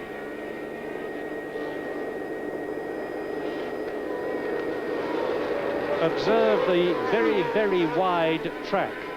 See how far the wheels of the car are set apart. Very squat and purposeful looking motor car with the very latest of the unbelievably successful Ford Cosworth V8 engines in it. And if a car with that engine wins today, it will be the 146th Grand Prix win, and therefore by far the most successful engine in the history of Grand Prix racing. Keke Rosberg completes his 30th lap. Look down the field to see who the second place man is, and it should of course be the red and white McLaren of Niki Lauda. What an enormous lead Rosberg has. An empty track, that's a march. There is Lauda, and another march behind him. Raoul Boesel is in front and Jochen Maas is behind, and that is the second place man, Niki Lauda from Hof near Salzburg. World champion in 1975, world champion in 1977, both years in a Ferrari. Then he drove for Brabham, became thoroughly disillusioned with racing in 1979, calmly stepped out of the then brand new Brabham Ford Cosworth car at Montreal and said, that's enough, I've finished, and was out of racing for 2 years. What a comeback. It's really a shame that we've got rather a processional race now. The leaders have all spread out. There's gaps between each of the first 6 cars, and really nothing very much going on at all, other than the 4 drivers out there who are working very hard, and now, of course, they'll be starting to get tired. It's still a mystery to us what's happened to De Cesaris, which is rather a shame. We'd like to know, but there was no shot of him in the pits, which makes me suspect that he would have stopped on the circuit somewhere, and we haven't seen him in the pits. So I imagine either he's broken down or one hesitates to say it, or there's also the strong possibility that he might have gone off the road somewhere, as has traditionally been his wont. But for his sake, we sincerely hope that that's not the case. Well, John Watson is now within sight of Niki Lauda, and as he's coming up to take Raoul Boesel. That's John Watson, number 7, last year's British Grand Prix winner. That was the first time that the McLaren MP4 car had won, and a very welcome return to the top of the rostrum for John Watson. Well, he's in 3rd position. There's a replay of him going through on the inside at the end of the straight and taking the Brazilian driver. Now accelerates away down to the chicane, and there's Lauda disappearing, Watson going towards the chicane, and it will be very interesting to see what happens if in a few laps' time John Watson, who is in 3rd position on lap 40 out of 70, catches his teammate, that man, number 8, Niki Lauda. Keke Rosberg still leads. Lauda is 2nd with De Cesaris missing. Watson 3rd. Patrese in the Turbo Brabham BMW 4th. In 5th position, number 5, Derek Daly. And in 6th position, still Eddie Cheever. Yes, if Watson does catch Lauda, which he certainly appears that he's going to do on his present rate of progress, we could get an interesting situation. I don't know what, if any, standing orders they have from the team about being in a line-astern situation, but of course what the team will have to assess and Watson would have to assess is if for any reason they think he is capable of catching Rosberg, then of course they've got to persuade Lauda to let him past immediately, so as not to halt his progress towards Rosberg. So what we'll try and do is see if he is in fact closing on Rosberg as well.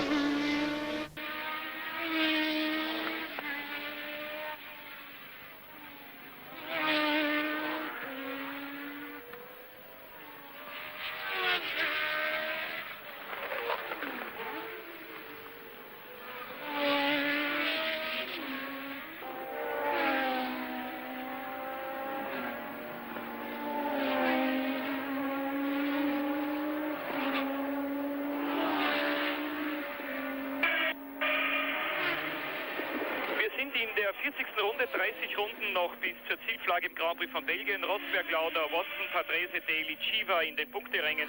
Dann Lafitte 7. eine Runde Rückstand. Maas, De Angelis, Piquet, Serra, Prost und Zura. 2 Runden Bösel, 3 Runden Charrier. Auch Sie zu Hause werden sich vielleicht mittlerweile gefragt haben, was ist eigentlich mit den Renault Turbos los? Warum können René Arnoux und Alain Prost im Augenblick keine Rennen gewinnen? René Arnoux ist zu mir heraufgekommen. Merci. Thank you very much for coming. What happens to your car? Was ist passiert? Qu'est-ce que s'est passé à toi, René? J'ai cassé un axe de commande de papillon de turbo, ce qui m'a contraint à l'abandon puisque l'accélérateur n'accélérait plus du tout. Also ein Schaden am Gasgestänge, der Motor hat einfach nicht mehr arbeiten können, sagt René Arnoux. Er kann im Augenblick offenbar keinen Grand Prix gewinnen, immer in Führung, zuletzt in Imola und immer wieder ein solches Pech. Au moment, tu ne peux pas gagner un Grand Prix. Tu étais en tête ici, tu étais en tête à Imola. C'est sûr, C'est de malchance. c'est sûr, c'est de la malchance, mais c'est un sport mécanique, faut l'accepter. Mais maintenant, ça commence à durer un peu pour moi. Et je suis déçu, bien sûr, de ne pas avoir gagné de course depuis ce début de la saison. Je sais que je vais en gagner, mais je suis surtout très déçu de d'avoir perdu à Imola et perdu ici, parce que ma voiture allait vraiment très bien et je pense que je pouvais gagner la course et je perds encore 9 points au championnat du monde, ce qui coûte très cher dans le bilan. René Arnoux hat sich, ich darf nicht mehr übersetzen, falls Sie nach Französisch nicht so gut verstanden haben. Welcome back to the Belgium Grand Prix. Placings are Rosberg, Lauda, Watson, Betrasi and Daly. Interesting to note that Piquet's engine sounds to be running quite rough, and I think it will only be a matter of time before he retires. Daly's moved up into 5th position, as I stated before, which is a tremendous indictment for Patrick Head, the engineer. We have one FW8 Williams leading the race and Daly in 5th position. It's the first time out for both these new cars, and I think they're doing a wonderful job. We return you now back to Murray and James Hunt.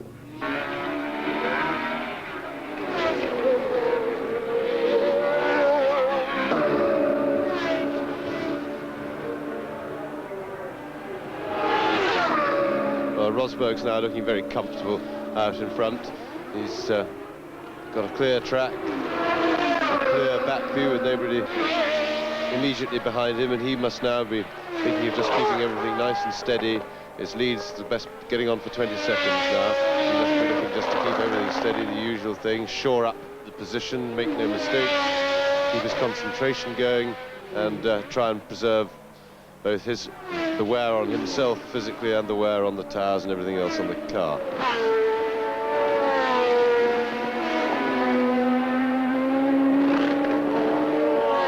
Down to the chicane, it's getting a bit... that is significant. John Watson fastest, 1 minute 20.56, which actually breaks the lap record. So we have a new lap record, albeit some 5 seconds slower than the fastest lap put up in practice by Alain Prost in the turbocharged Renault. And there he is, disappearing away from us. So John Watson quickest, and about 2.5 seconds between Lauda and Watson. Watson is the fastest man on the circuit at the present moment. It is possible, and I'm conjecturing again, that Niki Lauda is conserving his tyres, in which case, considering John Watson has the same make of tyre on his car, there is a rather surprising situation there, because I can see no reason why Lauda's tyres should have gone off any more than Watson. There is Lauda, second, and you saw Watson behind him. I think with his teammate right behind him, he'd have to be very careful that wouldn't be preserving his tyres too hard. I think he'd be really giving it a go, and obviously maybe that he didn't preserve them enough at the beginning of the race, and they've worn a little bit harder or faster than Watson's. But Watson's looked good in this race throughout. Remember in the opening laps we spotted him making good progress early on, and of course it takes a while to get through the field, and he's always looked a bit sharper.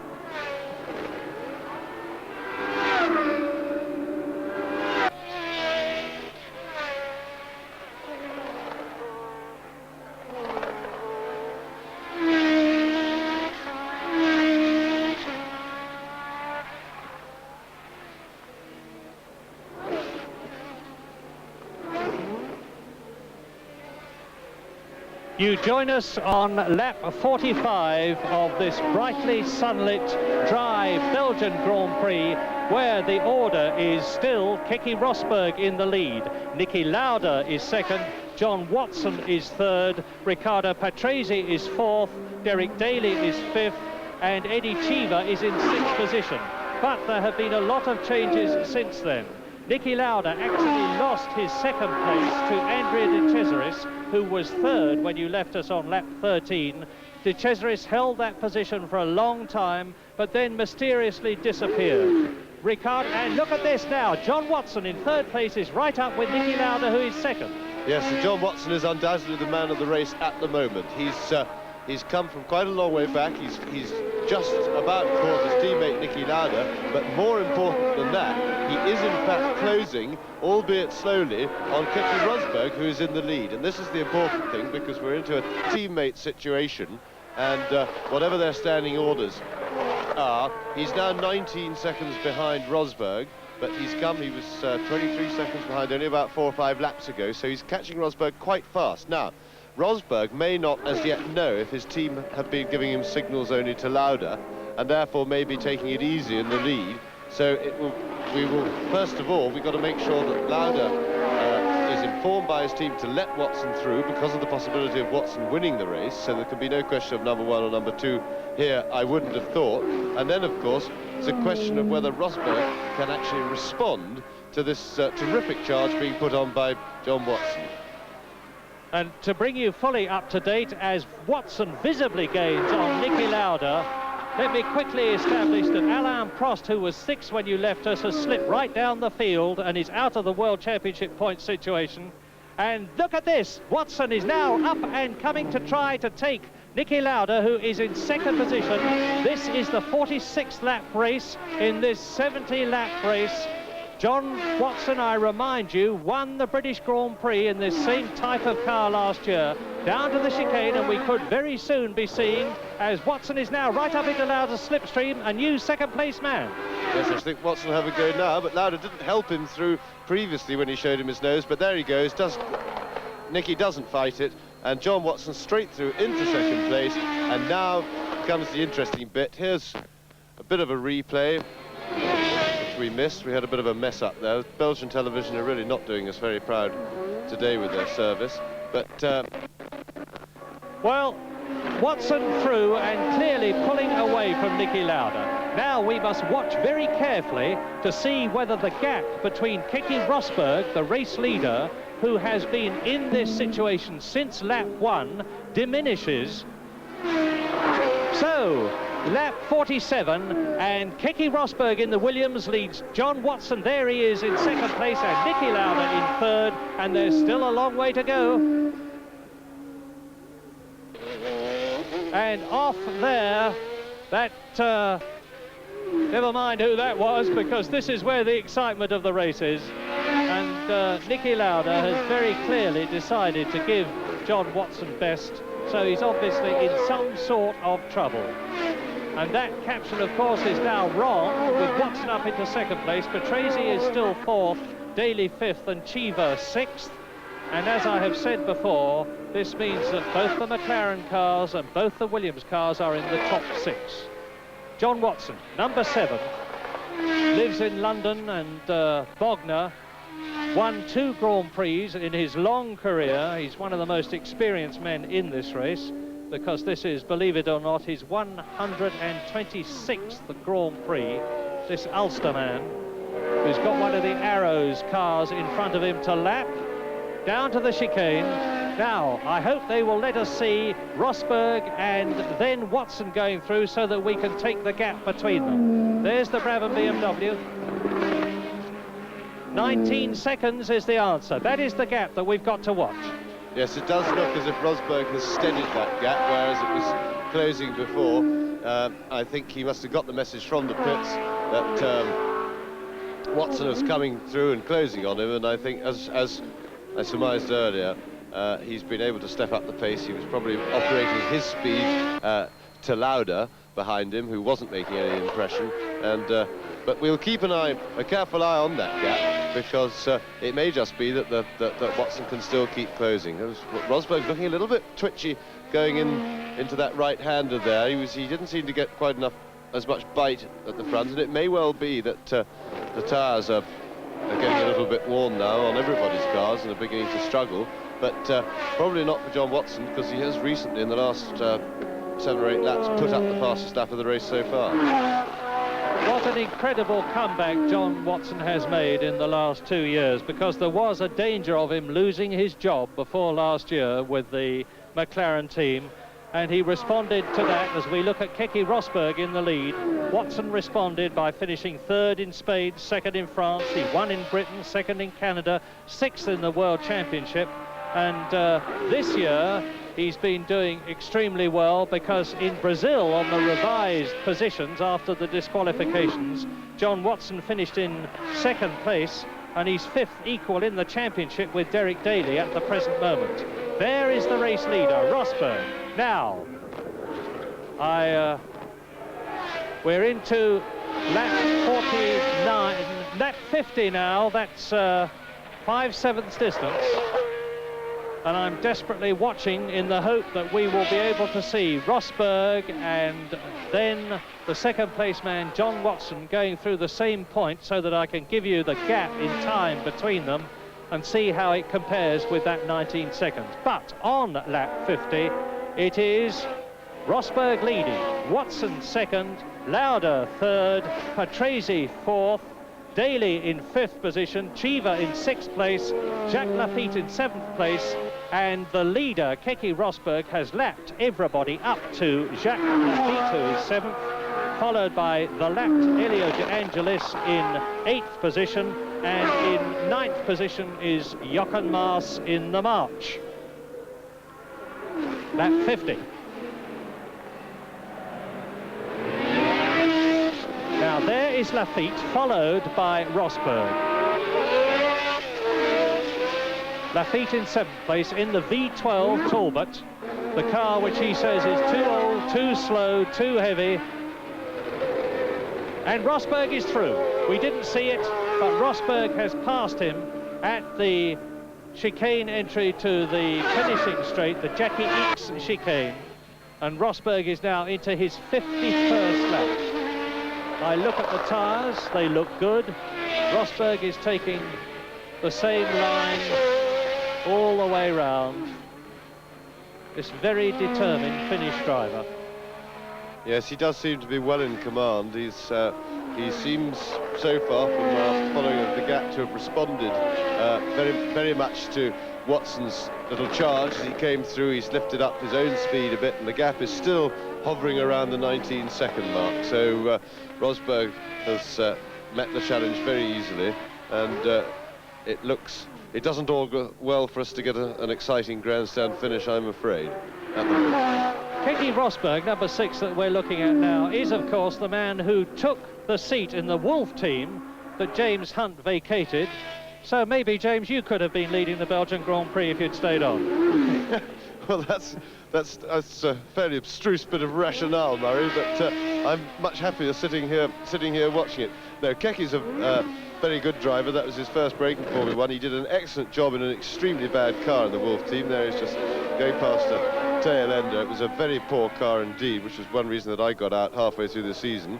He did a competent job, brought it home very well indeed, and thoroughly deserved the break that he got when Alan Jones retired at the end of last year, and he was brought into the Williams team and has surprised nobody that knew a lot about racing, in that he's up front and winning. He's in probably the best car in the business. It was Patrick Head designed car, and he's well competent to deliver the best performance from it.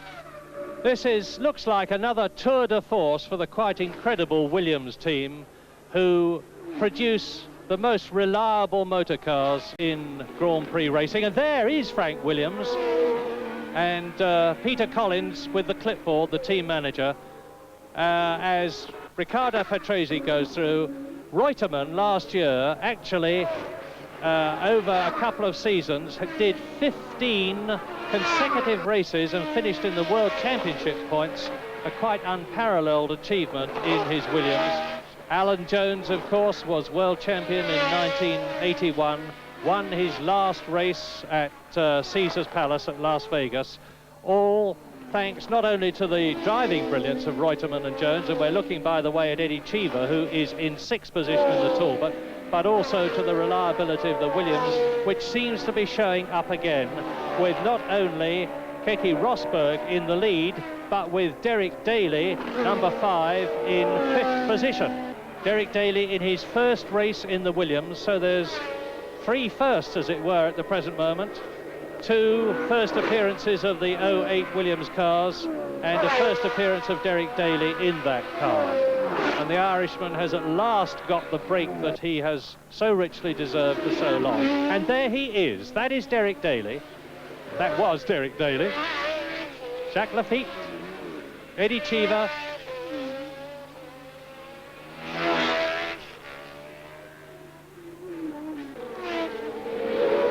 Well, there is Daly pulling away from Mark Sura and from Eddie Cheever. Well, John Watson has now made a bit of an impression on the gap to Keke Rosberg, and he's reduced it down to 16 seconds. However, I suspect that he's not reducing it quite fast enough. We've got 17, 18 laps to go, so he's really got to be hauling Rosberg in at about a second a lap, and that he isn't doing yet.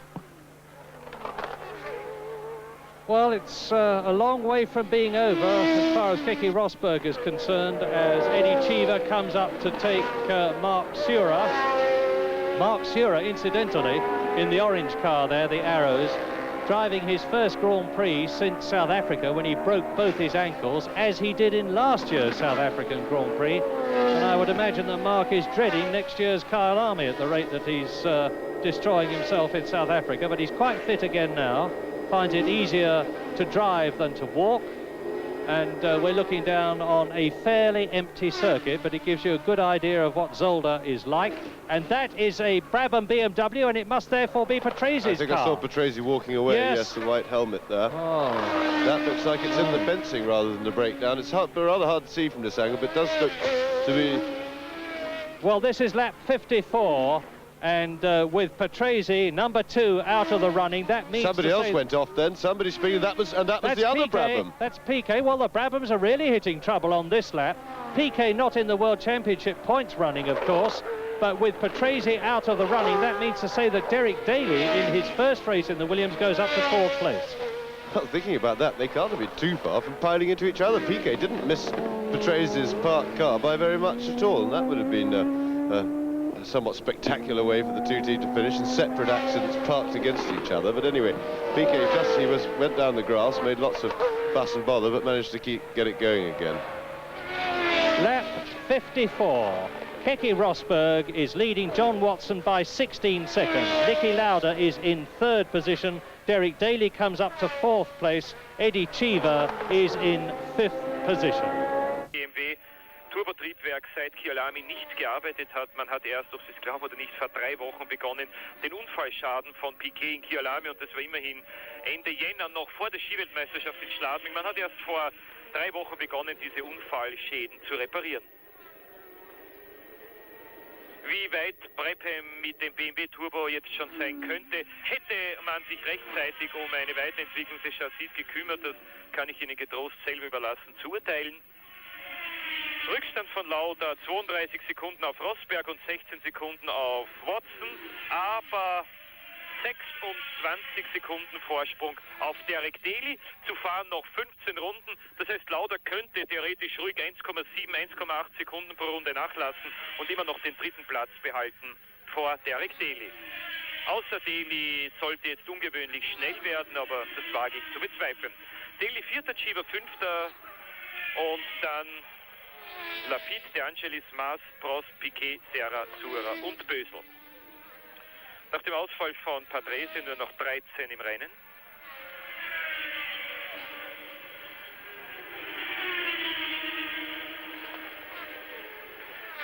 Vielleicht fährt ein Brabham BMW Turbo heute zum ersten Mal bis ins Ziel.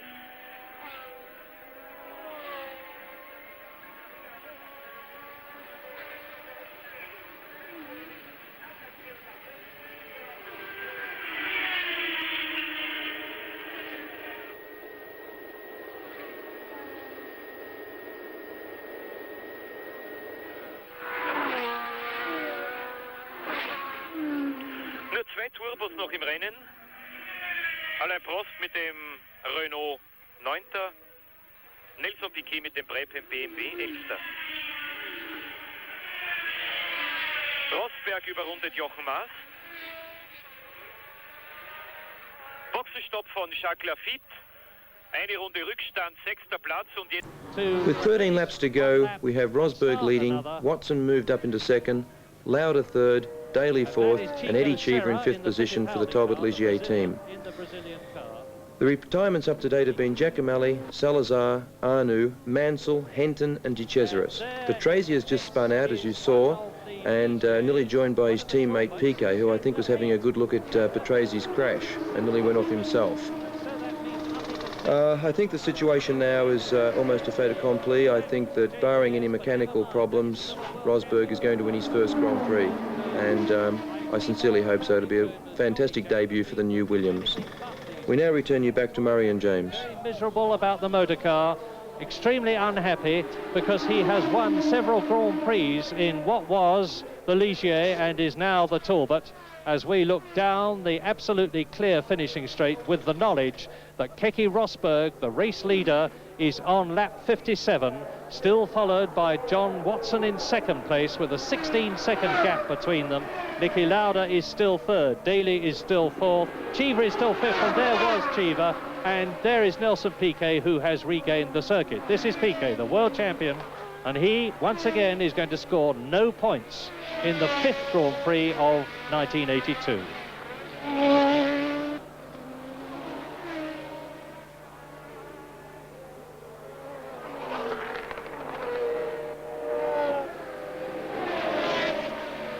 Daly and Cheever. Well, this is interesting because now Eddie Cheever in the Talbot is right with Derek Daly, and we could be seeing a change for 5th position. There it is, there's the battle between the Williams and the Talbot. The Williams on the right in 5th place, driven by Irishman Derek Daly. Then the Italo-American driver in the red and white helmet, Eddie Cheever, in the Talbot. This is the battle for 5th position. It is the only battle of any significance on the circuit, and they're coming up to lap Chico Serra, who just got into the race. Well, the gap between the 1st and 2nd place is now down to 12 seconds with 13 laps to go. So Watson is just about on schedule at reducing the gap a second a lap. So it very much depends whether this is a ploy, as it were, by Keke Rosberg just to slow down and to win by a couple of seconds in the end, or whether Watson's car's in better condition, his tyres are working better, because he's certainly driven a marvellous race and is quite comfortably the leading protagonist on the circuit. And lots of fun and games there as they go past the back marker, with Cheever not being able to take advantage of the situation, but breathing right down Daly's neck, having a go, and he's caught Daly up from a little way behind, and he's getting quicker, so he's going to be trying hard to get round him. Yes, V12 Talbot versus V8 Williams. The Williams still leads. Derek Daly, of course, and very naturally determined to exploit this wonderful opportunity that he has been given by Frank Williams to complete the season in the Williams car, and hopefully to go on and drive it next year, because this has to be the plum drive that Derek Daly has been trying for. In 4th position, chased by 5th place man Eddie Cheever in the blue Talbot, and the new 6th place man Elio De Angelis has of course been lapped by the race leader Keke Rosberg, and we are on lap 59. Daly, Cheever, 4th and 5th, completing the lap. 58 laps completed by those two.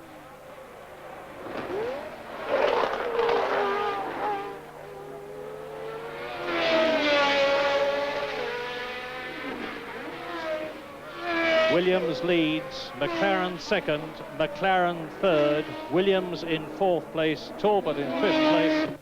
Those, of course, being the cars, the drivers here. 4th and 5th, still Derek Daly and Eddie Cheever.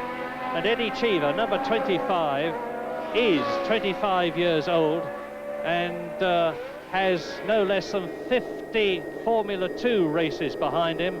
And I can tell you that there is the prospect of a battle developing for the lead before this race is over, because the gap between Keke Rosberg and John Watson, fighting for 1st position, is down to 10 seconds, and they are on lap 60. And it's a 70-lap race, so you can draw your own conclusions from that. But still, we look at Derek Daly, followed by Eddie Cheever. Now watch them come through the chicane and then into the straight to complete another lap, and this will be the end of their 60th lap. Well, we are wisely staying with this, but all the time, while I talk to you and while you watch this picture, remember that John Watson is remorselessly chewing away at the lead that Keke Rosberg has got. Theoretically, it is at a rate which could enable him just to win the race, but who knows how much Rosberg has got in reserve and how much he is sandbagging. Well, certainly for sure that neither of these two are. No, Cheever's a little bit closer this time. He's pulled out to have a look as he goes out of sight there, but he doesn't seem to be really getting into position, and Watson's just gone by now, only 8 seconds behind Rosberg, so he's catching. Now, if Rosberg's going to respond to this charge, he better respond pretty soon, otherwise we've got to assume that he's doing the best that he can, and that Watson is genuinely catching him, but it's going to be very marginal, because of course the old problem comes up. It's one thing catching him, it's another thing to pass him, and he's only going to have a lap or two to do it in at the present rate of progress.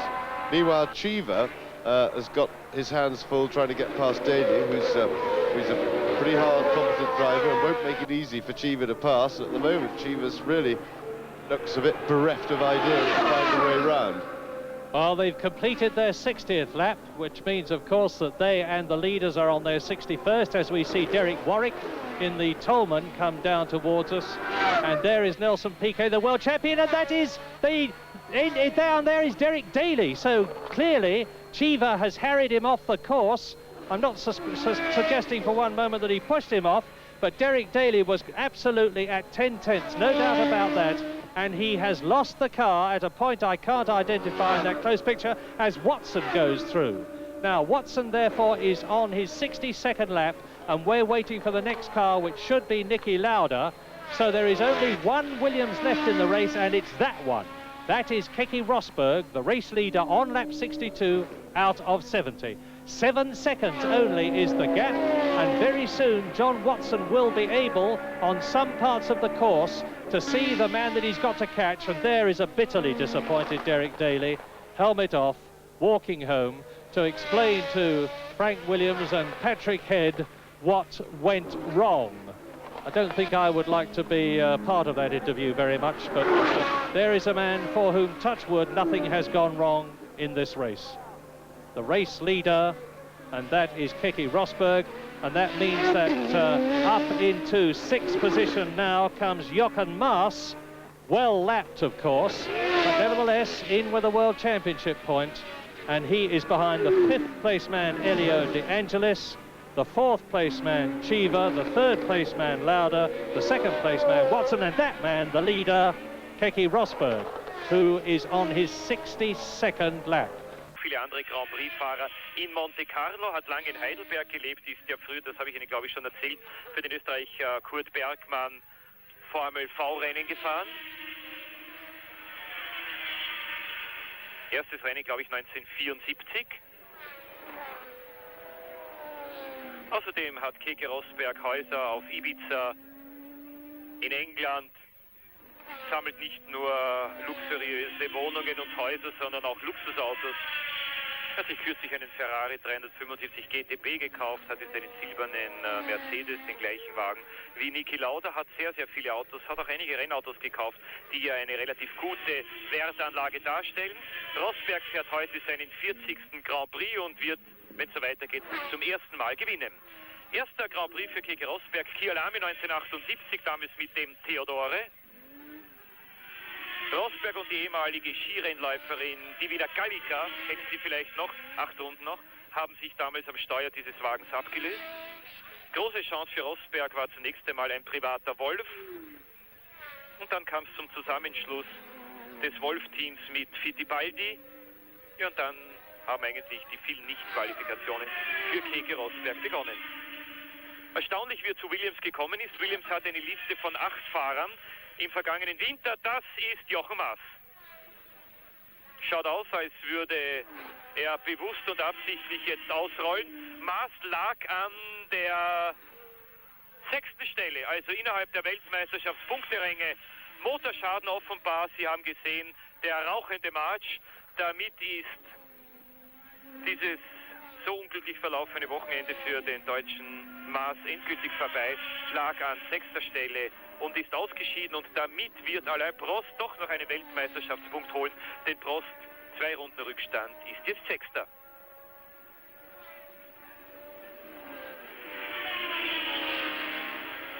Out of the chicane of the... Welcome back, and there's an interesting situation developing with John Watson slowly catching Keke Rosberg, who is still leading the Belgium Grand Prix. Lauda is still in 3rd place, Chief has moved up to 4th with the demise of Derek Daly, and De Angelis is now in 5th place. I return you back.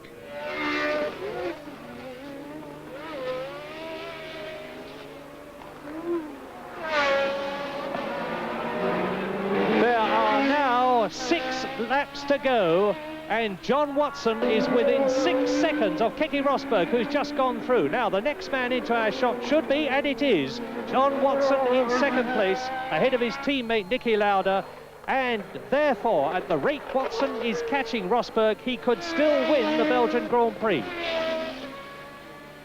Now, Rosberg has got to catch and take these tail-enders with those 6 laps to go, and the 2 tail-enders include 8 seconds is the gap at that point, according to that timing, but we make it much closer than that. 6 seconds at the end of the lap. Yes, that'll be a couple of laps older, not very quick with flashing that information up. No, we just timed it at 6, and I think Rosberg's responded a little bit in that the gap isn't coming down quite as fast, so he may yet fend Watson off. It's going to be a very close run thing, but Watson's certainly driving an absolutely magnificent race, and it's really heartening to see him having such a good Grand Prix, because it's been a pretty bad period with McLarens. He stuck with them, they stuck with him, but things were quite miserable in the McLaren team for a couple of years, and it's now everything's come back. Niki Lauda's arrival has rejuvenated it, and the response has been magnificent in Watson. There he goes. Less than 4 seconds. I timed it there, and John Watson is really gaining on Keke Rosberg.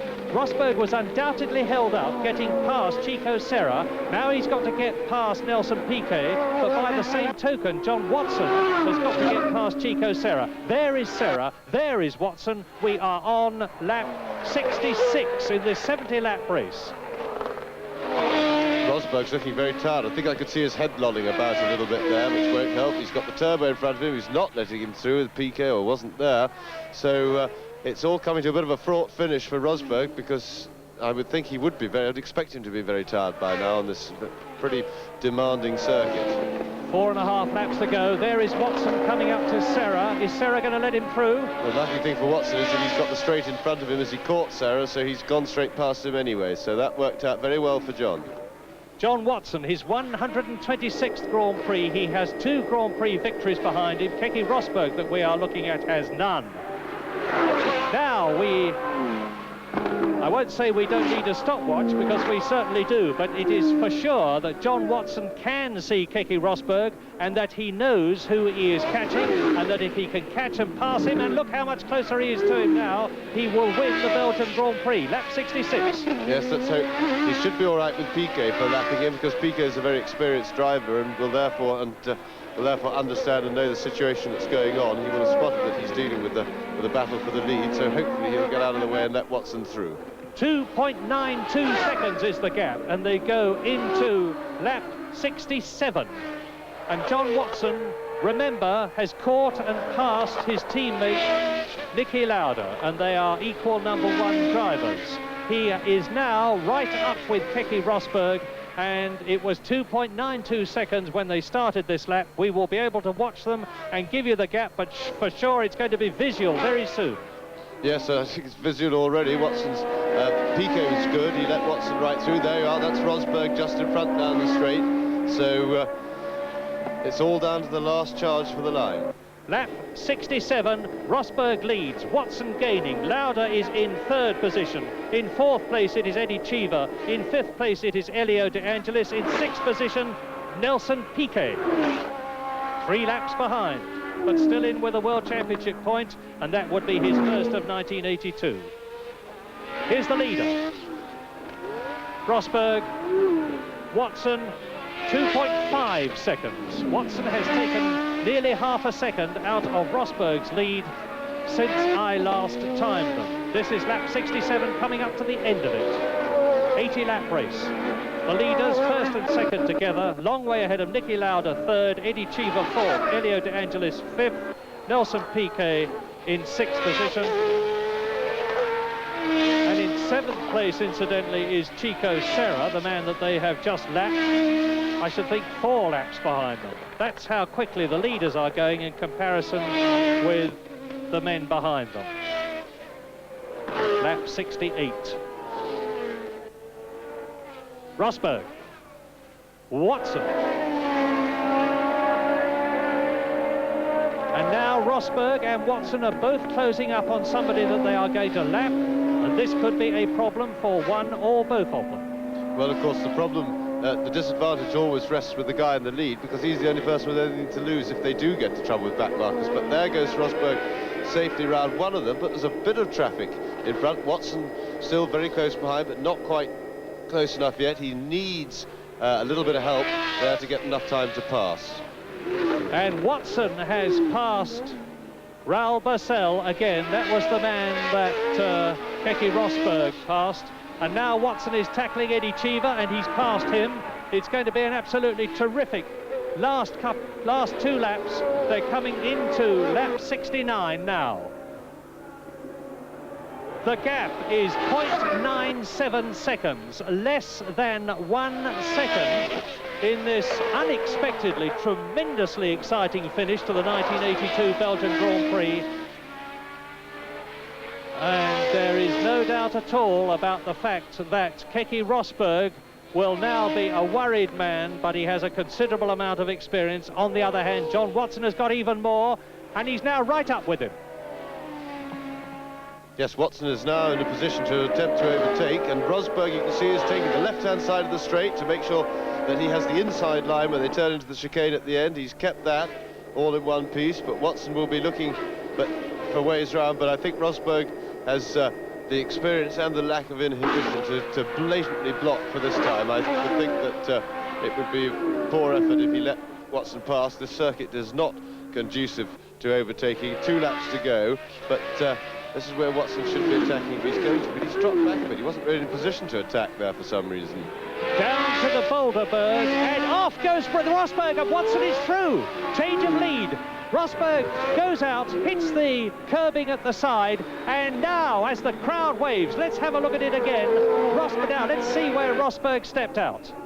Yes, well, he came in too quick there, Murray, and that really was, I have to say, a very, very poor piece of driving by Rosberg under pressure. As I was saying, it was going to be very difficult for him for Watson to pass if he blocked properly. The one thing when you're blocking somebody you don't have to do is to drive fast. There was absolutely no reason for Rosberg to arrive fast into the chicane. Watson's now on his last lap, a formality to complete now it should be, and Rosberg must be kicking himself, but that was a blatant mistake, as a result of employing completely the wrong tactics. There was no reason for him to be trying to go fast, which is what happened, and he should have just been concentrating on keeping a clean line and keeping in front of Watson on the straights. Well, Rosberg tapped his helmet for some reason, whether it was to say I need my brains testing or whether he's very tired, I know not. It makes no difference, because on the very last lap, John Watson is on his way to his 3rd World Championship victory in his long career, after having won in Britain last year and having won in Austria way back in 1976. This is going to be the 3rd Grand Prix victory for the Marlborough MP4 car, the McLaren car, and there's a disconsolate Rosberg coming through, and now John Watson is within sight of that checkered flag. He's going down the finishing straight, and the Belgian Grand Prix has been won by John Watson with, where is he? Keke Rosberg, yes, in 2nd position across the line, and then behind him, we haven't seen Lauda for a long time, should be Lauda in 3rd position, with Eddie Cheever 4th, Elio De Angelis in 5th place, and in 6th position, world champion Nelson Piquet. But Watson waving to the crowd, and he must be delighted. Yes, a marvellous race by John Watson, because you have to remember that if he'd qualified a bit further up the grid, he wouldn't have been that far behind in the first place, because all that time that he lost and had to come from so far behind was because, of course, he started well down the grid. And terrific stuff. He kept pressing on and on and on when his car was undoubtedly going better than anybody else's, but he kept stuck in. He caught Rosberg right at the end, and then he forced the mistake, or rather I think Rosberg much more forces on himself. But there's no doubt that Rosberg was tired. His head appeared to be lolling about beforehand, but that's still no excuse, because you've got the adrenaline push of another car right behind you, and that was a great shame that Rosberg's done that. Well, a win then for John Watson, second for Keke Rosberg, third Niki Lauda, and subject to official confirmation, Alain Prost still leads the World Championship.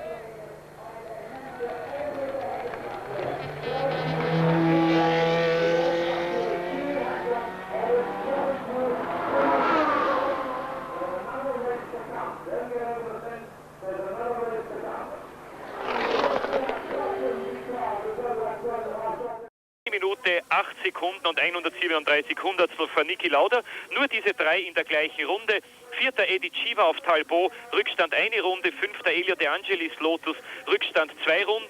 Sechster Nelson Piquet mit dem Breppen BMW Turbo, der zum ersten Mal als einen Grand Prix beendet hat. An der 6. Stelle Rückstand 3 Runden. 7. Chico Serra, sein brasilianischer Landsmann, Fahrer des Fittipaldi-Teams, ebenfalls 3 Runden Rückstand. Piquet hat Serra also kurz vor Schluss noch überholt. In der Weltmeisterschaft führt Prost mit 18 Punkten, vor Watson mit 17, Lauda mit 16, Rosberg mit 14, Alboreto und Pironi je 10, Villeneuve und Reutemann je 6, Patrese und De Angelis je 4 Punkte, 18, 17, 16, 14, 10, nur 8 Punkte trennen also die ersten 6 der Weltmeisterschaft, nur 2 Punkte die ersten 3, Prost, Watson und Lauda. Ich glaube, wir dürfen uns heute schon auf einen sehr, sehr spannenden und spektakulären Grand Prix von Monte Carlo freuen. Heute in 14 Tagen dieser 6. Lauf zur Weltmeisterschaft im Fürstenparadies an der Côte d'Azur, im Fürstentum, und hier wird einer der gestrandeten Wagen abgeschleppt, und zwar der Williams FW 08 von Derek Daly. So knapp hat Rosberg seinen ersten Grand Prix-Sieg verfehlt, so knapp auch Williams seinen ersten Sieg beim Erstauftreten mit dem neuen Williams FW 08. Sieg eines neuen Wagens beim ersten Rennen, das hat es ganz, ganz selten gegeben. Mir fallen auf Anhieb ein die Ferrari von, das ist der Tyrrell übrigens von Hendon, mir fallen ein die Ferrari von Scheckter und Villeneuve, die 1979 Kyalami gewonnen haben. Dann natürlich der Wolf, mit dem Jody Scheckter 1977 beim ersten Einsatz in Buenos Aires gewonnen hat, und aus der Vorkriegszeit natürlich der berühmte Mercedes und nach dem Krieg der Silberpfeil, genau gesagt der Mercedes 154W, der beim Erstauftreten in Reims mit Fangio und Kling einen Doppelsieg gefeiert hat. Heute, wie gesagt, war Keke Rosberg mit dem Williams FW 08 ganz knapp davor, hat es nicht geschafft, bis in die letzte Runde geführt und dann um 7 Sekunden geschlagen. Niki Lauda mit 68 Sekunden Rückstand, ein sicherer Dritter, 4 Punkte für die Weltmeisterschaft geholt. Es ist der zweite McLaren-Sieg im Grand Prix von Belgien, an den ich mich erinnern kann. 1974 in Nivelles hat Emerson Fittipaldi auf McLaren gewonnen, in jenem Jahr, in dem auch Weltmeister wurde, gegen die Ferraris von Lauda und Regazzoni. Der erste McLaren-Sieg der Geschichte überhaupt ist passiert 1968 in Spa, und zwar hat damals Bruce McLaren gewonnen.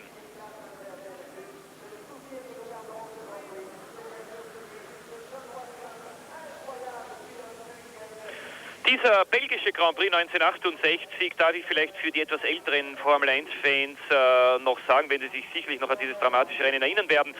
Damals Bruce McLaren, der erste Sieg mit einem McLaren, mit ein bisschen Glück in der letzten Runde erst, weil dem führenden Jackie Stewart damals der Treibstoff ausgegangen ist. Bernie Ecclestone hat wie üblich nichts Eiligeres zu tun, als zum Hubschrauber zu hetzen. Die Veranstalter haben ihm diesen Hubschrauber bereitgestellt. Ecclestone fliegt zum Flugplatz Brüssel und von dort, so rasch er kann, zurück nach England. Ein gutes Omen also für McLaren, dass der erste Grand Prix-Sieg eines McLaren in Belgien gewesen ist. Wie gesagt, 1968 in Spa-Francorchamps. Jackie Stewart, dem führenden Tyrrell Matra-Fahrer, ist damals in der letzten Runde das Benzin ausgegangen mit einem Vorsprung von, ich glaube, über 1 Minute. Und Bruce McLaren war von seinem Sieg selber überrascht. Damals Bruce McLaren auf McLaren, 1974 Fittipaldi auf McLaren und heute John Watson auf McLaren und Niki Lauda Dritter.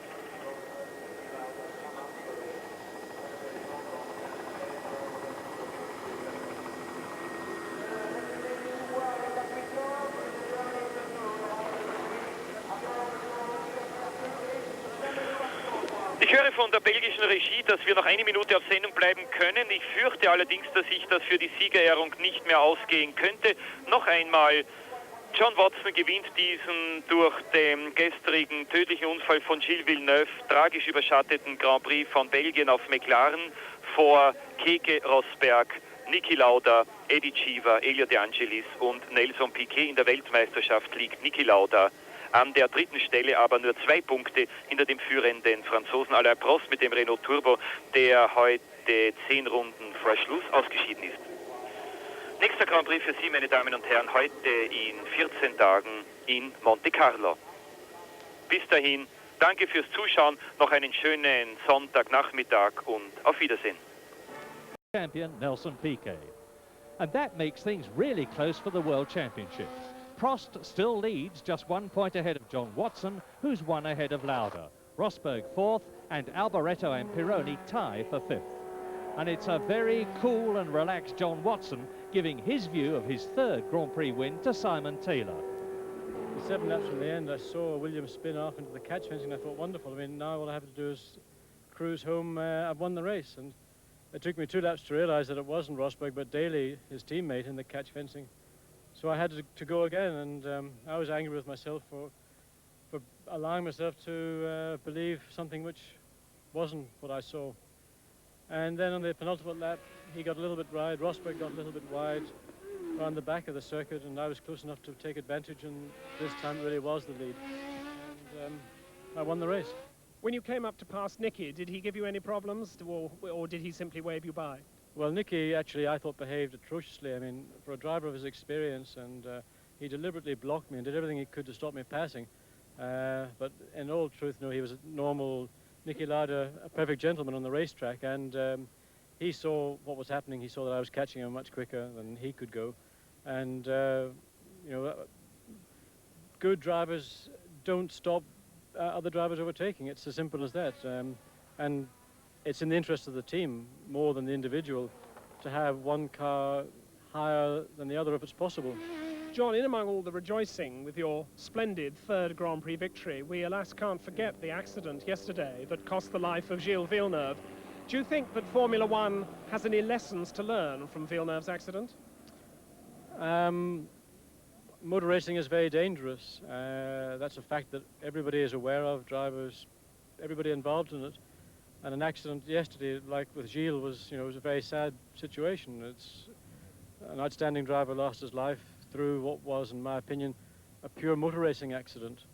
And that's the risk involved in motor racing. Unfortunately, it will always be there. As long as you have men wanting to race cars, there will always be that risk. Accepting those risks on a day of sadness, 26 drivers today fought an excellent Belgian Grand Prix. A very worthy and popular winner, and a tense World Championship situation as the Grand Prix world prepares for the unique round the houses Monaco Grand Prix in 2 weeks' time. Join us there.